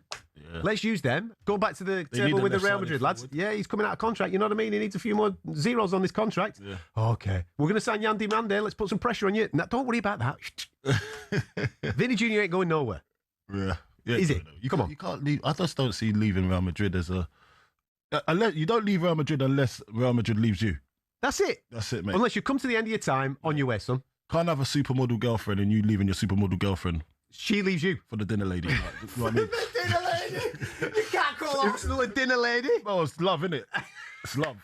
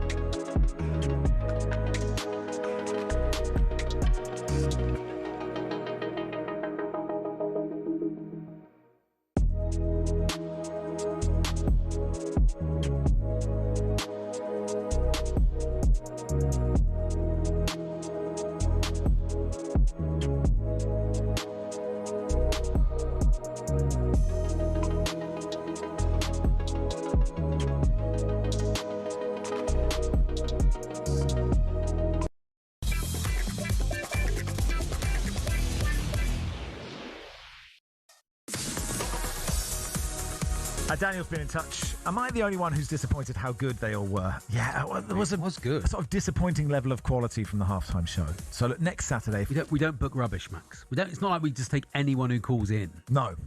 Perry Groves... No, that's not fair, is it? Hey, Perry. Perry's here. Hello, Perry. Hello, Perry. How are you? Good afternoon, boys. Yeah. Happy summer. How are you? I'm good yourself. By the way, you two are not there to enjoy yourselves, you know. Oh, I see. What you do having such a laugh? Oh, I'm sorry. No, I know. You do Nice to see the secret stairs after the summer break. Oh, yes, the secret stairs. This is exciting, isn't it? What's at the top of that stairway? We'll never know. The secret. Perry, we've got a new tournament which starts when the Premier League starts. So I don't have to tell you what it is, but are you in? Are you in? Well, I am the official lab rat, apparently, aren't I? I'm the guinea pig. Yep, absolutely. So I'm 100% invested. Yes, I love this man. If everyone was like Perry Groves, the world would be a brilliant place. Would we achieve anything? I don't know, but I think everyone would get along. Yeah. How do you feel, Perry, about Bruno Guimaraes? We all knew it was going to happen. You've probably spoken about it a bunch of times, but now it's official. Pleased to get that one over the line. Yeah, very much. If you look at the quality, that's where Arsenal are at the moment. Because if you think like Norgard's gone to Everton, was like a decent squad player. Guimaraes comes in, one of the best midfield players in his position in the Premier League, and he gives you more options because he can play as a holder, he can play as an 8, he can play a little bit further forward, and it's the rotation. So basically, Declan Rice isn't going to be breathing out of his backside when you get towards the latter end of the season. Lars made an interesting point earlier in the show about how Arsenal he thinks they'll change how they play. He thinks that they might not be able to get quite so much joy from pushing everyone over at corners, although he appreciated he sounded bitter when he said that. But that they will actually be a bit more interesting to watch, if that's not a rude way of phrasing it. Yeah, you'd like to think that basically the pressure would be off because it was 22 years, which was 22 years of pain and desperation, and we just needed to get over the line. I wasn't bothered if we score every goal from a goal kick or every goal, do you know what I mean, from a throw-in. It didn't bother me. But now, you'd like to think with that little bit of pressure off and the bottle job, analogies, they can do one now where the players might just relax that little bit more. And you might see Mikel Arteta, just because he is a control freak in a good way, but you might just release the hounds a little bit. And I think, who knows, I think the short corner's going to be on vogue apparently next season. Oh, is that right? Yeah. As in they're all going to be taken by On Vogue. That's what's going to happen. Amazing. Bit of close harmony just as they take close harmony, and then it's hard for them to get around the ground. I hate a short corner. And that's such old-fashioned thinking, isn't it? What's wrong with a short corner? I just hate not a short one. No. You'll hear me say that. No, of course. You hear many people in the stands saying that. Who do you think is going to be your biggest challenger? Because, obviously I would love... I don't necessarily want Arsenal to win the title, but I wasn't upset that they won it. It was good that someone new won it. What I don't want is them to run away with it this year because all the other teams are in a sort of transitional period, I think it's fair to say. Who do you think will press them the most? It's funny you should say. See what we did there on the pressing, Max. You don't just throw the show together. No, I know. I know what I'm talking about. With obviously with Andoni Iraola going in Liverpool, we know the way that he wants to play football. And Liverpool fans weren't very happy with Arne Slot. It was a bit too sort of stagnant, and so he'll want to have that high press. He'll have to deal with bigger egos there when he did at Bournemouth. But I think Liverpool will be the nearest challengers. But he'll find a massive difference, Iraola, at Bournemouth. If Bournemouth didn't win for like 3 or 4 games, there was no pressure. Do you know what I mean? They could draw 3, lose 1, and they could go under the radar. At Liverpool or Man United or Arsenal, any of the big clubs, if you don't win for 3 games, it's a crisis and it becomes world news. So Iraola's got to have to deal with that sort of pressure. I think look at Man City with Enzo Maresca going in there again, a complete change of style. If they lose Rodri and Rodri goes, I don't think Man City have got any chance of winning the Premier League title. And he will go. He will go. Like eventually, and Barca look like the front runners. Like Man City don't tend to keep people against their will. Absolutely. Once it's been there that he sort of actually ruled out Real Madrid, and he said, "Yep, I want to go Barcelona." And then it's how much that he'll push. And I think Barcelona have bid 35 million, 36 in his last year of his contract, so that'll go up to probably round about maybe 50, 55, and then obviously he'll be on his way. And if you think of the big leaders that they will lose in like Bernardo Silva and John Stones, and obviously if Rodri goes.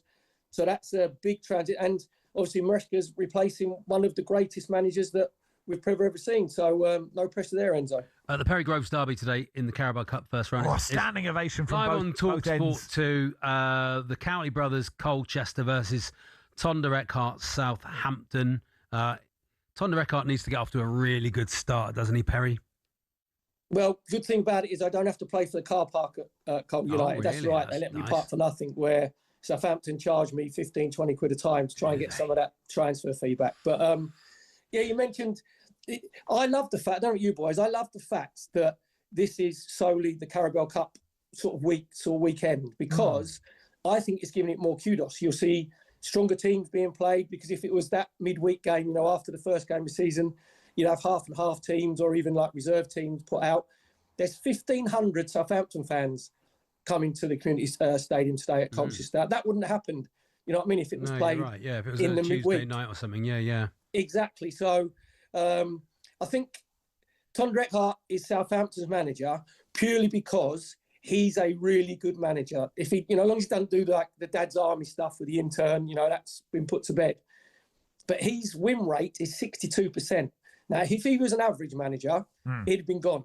But Southampton, the hierarchy and the owners knew that they're 21 games unbeaten, 19 in the Championship. They beat Middlesbrough in the semi-final playoffs. So this is a really, really good young manager. He's made his amends. He said that his excuse was he didn't realise it wasn't seen to be done in this country, whereas in Germany and Italy, he was all right to go and watch teams training, which obviously I don't believe, but you have to make an excuse. But now it seems like they could circle the wagons. And I would make them favourites, if not one of the favourites, to actually win the Championship this year. Really? Yeah. And look, we're all fickle as football fans, and I'm sure Southampton fans were really disappointed with what happened. It's hard. I think part of the reason it was such a massive story was it's really easy to understand. Like, everyone can have a view of hiding behind a tree. Yeah. Whereas when you talk about the 115 charges, or you talk about PSR breaches or whatever, actually gets a bit more complicated and it's a bit less fun and less interesting to talk about. George Elliott was on earlier saying that the fans are behind him. I just think, we have very short memories, and if your team's winning, you don't really mind anything else, Perry. Yeah, we can be very, fickle and forgiving as football fans. I must admit, I was in the minority at the time. I didn't think it was that big a deal. It's like the 3 games that they had the dad's army with all the twigs coming out of their heads and spied on. They didn't win any of those 3 games.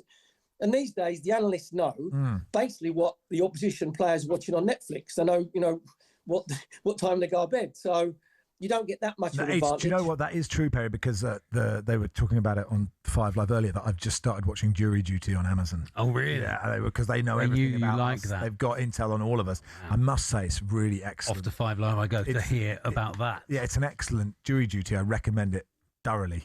Absolutely laugh out loud. Max, you've got to change your provider. It's too easy. It's too easy to hack into. No, I understand. I'm an open book though, Perry. That's the thing. There's no secrets. There's no lies. There's no mistresses with me. That's all I'm. A man of the people.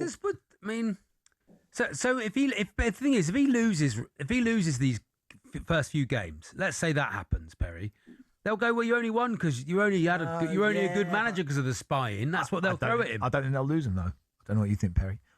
Yeah, but you know what it's like, especially with the Southampton fans. I think we've had a couple of their players, Flynn Downs, actually saying that they're going to play with chips on their shoulders, where like the players think that they've been really hard done by. The one thing I'd say about it is when they got expelled, there was no guidelines. The EFL didn't have any guidelines. If you go to court or you go magistrates court or crowd court, the judge has guidelines of what they can punish. They just made that up. Can we just be clear that they're not playing with chips on their shoulders that Tonda Eckhart has put on their shoulders, so we can see exactly where they're going? They got Watford away. Watford are all over the place. Huh? Okay. Stoke at home. That's a fun game. Don't know. Millwall at home. I mean, the fans they'll be understanding. The Millwall fans. Who's Birmingham away? That's tough. Here we go, guys. Quiz. Who's the Watford manager? Perry. Oh God. Hello. Who's the Watford manager? Perry. Is he still manager? I don't know. I don't know. Could have changed from yesterday. You know Watford are like. Yeah, I know. That's always the fun guy. I always find out who the Watford manager is when they're sacked. Alessio Dionisi was appointed on the 15th of June. So if he's still there, absolutely no idea. Quick word on Cole U, your boys, Perry? Yeah, it's a very well-run football club. Robbie Cowling, obviously, is trying to sell it. He's an old-fashioned owner where he's a very successful local businessman who wants the best for the football club. And he's not prepared to put them in any debt or waste any money. He puts probably £1.5 million, £2 million of his own money in. You said about Danny and like the Cowley brothers, a little bit of interest because obviously Danny Cowley used to be ex-Portsmouth manager. So there's a little bit of edge in there as well. So, and they got a really, really good player. If they play the 4-2-3-1, Jack Payne, who plays in the 10, was their top scorer last season, most assists as well. So they're a decent watch, coach. Then they'll be looking, obviously, to get in the playoffs. Finished 12th for last season. But as I say, as an owner, they're in very, very safe hands. And he's had a chance to sell it twice, but he didn't think that the new owners, obviously John Terry was linked with, one of the consortiums, that they didn't have the right vision and where they thought the club was going to go. So culture fans may be getting a bit frustrated because maybe they want a bit more ambition. But he had a brilliant article 2 weeks ago. He said the average loss of a League Two club is £2 million. Yeah. Average loss in the League One clubs is £6 million, and average loss in the Championship is £15 million. Yeah. And he said he's not prepared, for Colchester to go down that road. And actually, Colchester fans, all you want is your club to exist. Not just that. Not just that, but you find out pretty quickly if you sell to the wrong people, what happens. Absolutely. Bet the devil you know, Chaz. And Colts have a very, very good academy system as well. There's loads of players that are playing in higher levels in the EFL have come from Colchester, like Sammy Schmodix, springs to mind. Sorry, stop being silly. We're enjoying ourselves against Perry. Hey, have a good day. Enjoy the game. I look forward to the lap of honour, the Perry Groves lap of honour at this one. Yeah. I think there'll be a lot of hand signals from the Southampton fans. I don't know how many fingers will be up. It'll be between 1 and 2, I think. Good man. Perry Groves there on CodeComs for Colchester Southampton, 5:30 on talkSPORT 2. Part of loads of commentaries and, of course, Adrian around the grounds in 15 minutes. Neil says if Saints play with chips on their shoulders against Brighton, could be carnage. Absolute carnage. Those goals. Right, always time for time difference. That's next.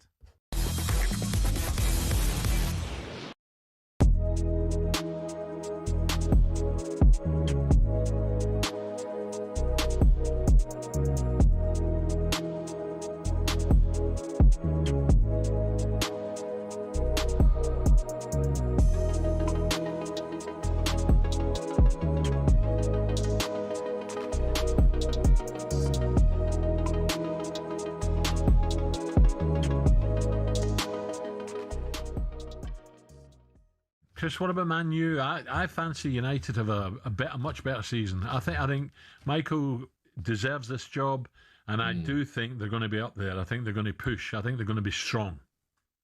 No, I do. I think I'm so happy to see Carragher's just thriving. I think, obviously, having played with him, you know what kind of character he is. He's that composed and he's intelligent, and he's obviously bringing that into one of the biggest jobs in world football. And I think the run they obviously had at the end of last season, obviously in 2026, I think they were like number one in points taken. So for him to be able to have a full pre-season, bring in whoever he likes in terms of players and just have that belief, I think there's no one better kind of, steering that ship really. And no, I'm excited to see what the season brings for them. I think it's going to be an interesting season, Chris, all round because so many new managers. You don't know what to expect. Liverpool, Chelsea, Spurs have spent big money as well. Whether they can try and get into that top four. And obviously, the only one with a little bit of stability is probably Arsenal. But it's always hard to retain that title, isn't it? 100%. I think everyone's going to be hungrier than ever, and it is hard to kind of maintain that. You're now the golden ones that everyone wants to compete and to fight against. So yeah, I'm happy for United to be able to have that consistency from last season, because like you say, a lot of players are going to be coming, a lot of managerial changes. So I think United's got the perfect start at the minute, and hopefully hit the ground running.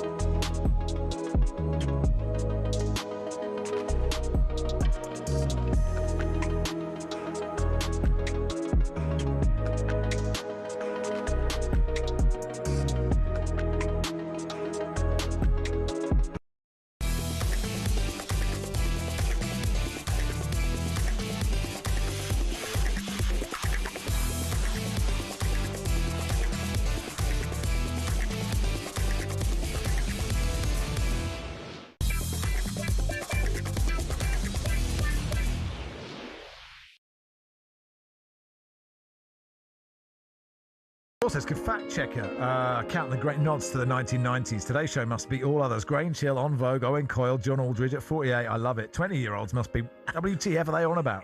Here for the Mrs. McCluskey chat. Just say no, should have got a bigger laugh.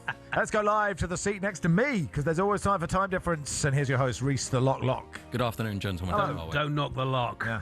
We are here to look back on the goals from this week, this time, which is nice. We've actually got some football back now, so we've got some goals. All right, here we go. Doing the important business on the numbers is Jeff Peters. Hello, Jeff. Good afternoon from Pride Park Stadium. Charlie won last time out and Charlie. leads 13-12 this year. Wow, what a ding-dong battle. What game are you at, Jeff? Derby against Lincoln. And alongside me, for those of you watching on Smart TV, I love Ben Mee. I love Ben Mee. Ben Mee, Yeah. wow. Do you want to say hello, Ben? That's a real baller. Hello, Ben, how are You you? want to say hello? Hi, gents. How are you? Nice to have you on, Ben. Yeah, You yeah. okay? Thank you. That was Yeah. it. Can Right, you hear let's us? get on Can with Ben it. hear us? He or does, not? hope he does more on co-coms than that. I don't know. Maybe he's just gutted to be next to Jeff. He's like, I thought they put me next to a pro. What have I got? Jeff's Oh, no, the he's man. looking after Jeff's me. the He's guy. looking after me, Too don't much. worry. I'm Peter's just on doing the a first prep. one. Just He's doing a like, prep. why am I not next to Adrian? Come Ben Mee, for goodness sake. Come on, okay. All right, let's I play. love Ben Mee. Let's play. Love Here we Ben go. Mee. Our first goal comes from last night's Carabao Cup first round as Wolves beat Port Vale 3-0. But can you tell me what minute Fer Lopez completed the scoring for the Wanderers, Max? Oh, I can't. I watched these goals. Were they all in the first half? That's my question.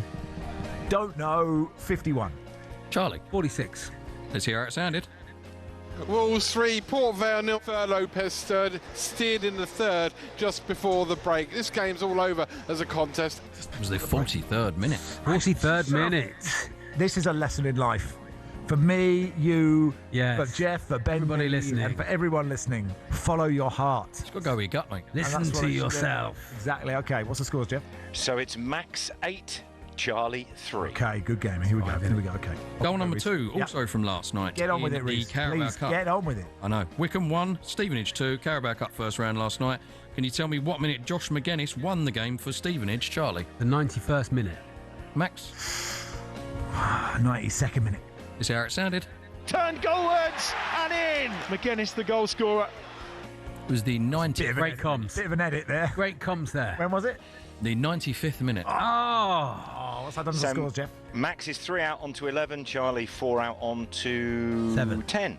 Oh, I was on 3 before. Don't. Sorry, Here we yes, go. Do not I do argue with Jeff apologise. Peters. Yes, no. You're absolutely right. I've written it down wrong. It's 11-7. 7-11. Embarrassed himself in front of Ben Mee. Oh no, he's going to be so ashamed. Ben's going to. Wait till we get doing the football, then I'm really going to embarrass myself. Off you go, Reese. Well done on the maths, by the way, Charlie. As someone who failed all of his maths, well done. Can do 4 + 3. Really good stuff. Here we go. Goal number 3 for Max last night. Middlesbrough 1, Wrexham 0, which was live on talkSPORT 2, talkSPORT 1 even. From the Carabao Cup first round, can you tell me what minute Will Lancashire scored the game's only goal? 61. Charlie. Don't know, 62. It's how it sounded. Back on the volley, it's in! Good finish, that. And there's a first goal for the £10 million man, Will Lancashire. Bang on, it was the 61st minute. Oh! There we go. That makes it 0-0. Yeah, well, it should be 11-8, but actually that direct hit, Max was trailing, so it is 0-0. All square. 2 to go. Wow. This one for Charlie, goal number 4 last night. A friendly took place in Hong Kong between Bayern Munich and Aston Villa. Bayern Munich won the game 2-1, but can you tell me what minute Luis Diaz won the game for Bayern Munich? The Alan McAnally derby. 72nd minute. Max. Good, that's an excellent guess. It's 0-0. I think it was a little bit earlier than that. I think it was the 71st minute. It's how it sounded. What a pass to Luis Diaz, brings it down onto the right foot. This is just ridiculous. Ridiculous. It's ridiculous. I want to watch What's this so goal ridiculous now. about it? 73rd minute. Oh my! Was What it? a guess! It really was. What a guess! Regals. Wrong way, Regals. What a guess it was! It's Max 2, Charlie 1. Charlie in the lead. He guesses first on the final goal. It's so good. Genuine guess. That's great And stuff. what a final goal we have lined up. Top level time differencing. Our final goal, we go back to the 17th of May 2009 at Wembley in the Blue Square Premier playoff final. Cambridge United 0, Torquay United 2. No, that's not on. Can you tell me what minute Chris Hargreaves. Timothy Sills Tim Sills secured Torquay's promotion? I won't know the minute. When did Tim Sills score? Carlisle looking for Benyon. Sills is the commentary. It is. I was sat next to Good Hell's job you Bells. did that. We got no clip. Sat next to Hell's Bells for this. I'm going to say the 76th minute. Max? I think we were done earlier than that. I'm one behind, right? 74. We can't hear how it sounded because the only clip I found of it had a Hall of Fame by the script playing over the top of it. Wayne Carlisle. Wayne Carlisle on the right wing, looking for Elliot Benyon in the middle.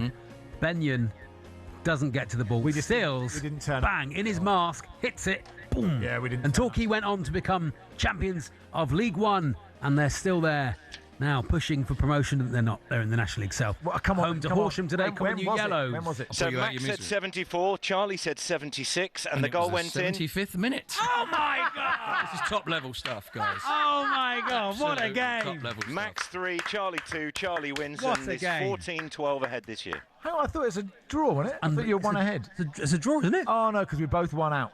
You were both one out. Yeah, you both won out, yeah. Oh, killer. It was 2-1, 3-2. Wow. Oh, well done, everyone. Adrian's next. Cheers, Jeff. Cheers, Reese. Cheers, Charlie.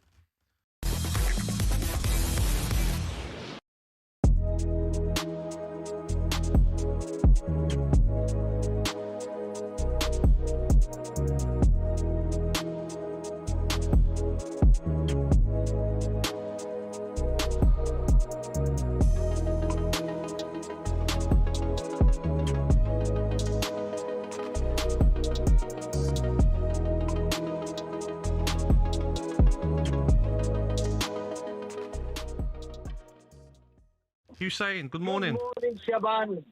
Akbar Lahore. You're making me boil right now. I can't stand you, mate. Oh. You know, what have you won? What have you actually won, Gabby? You've not won nothing. Yeah. All you keep doing is just criticize Arsenal. What have you actually won? Nothing, mate. You know, it's actually funny that I used to like you as a striker, but now I can't even. I don't know what I used to see in you because you've won absolutely nothing. And Arsenal are gonna win But stuff. you They're gonna used to win. like We've me, you just won said. the Premier League. Yeah, I used to, but now. What did you like about me, though, I wish I before? didn't. Now it's your big gob. sorry to say that. You just keep criticizing Arsenal, but you just don't see how Arsenal are actually making. They're going places right now. We've just won the Premier League. You just even don't appreciate that we did that because you just don't hate Arsenal. That's your issue. I love Arsenal. No, you don't.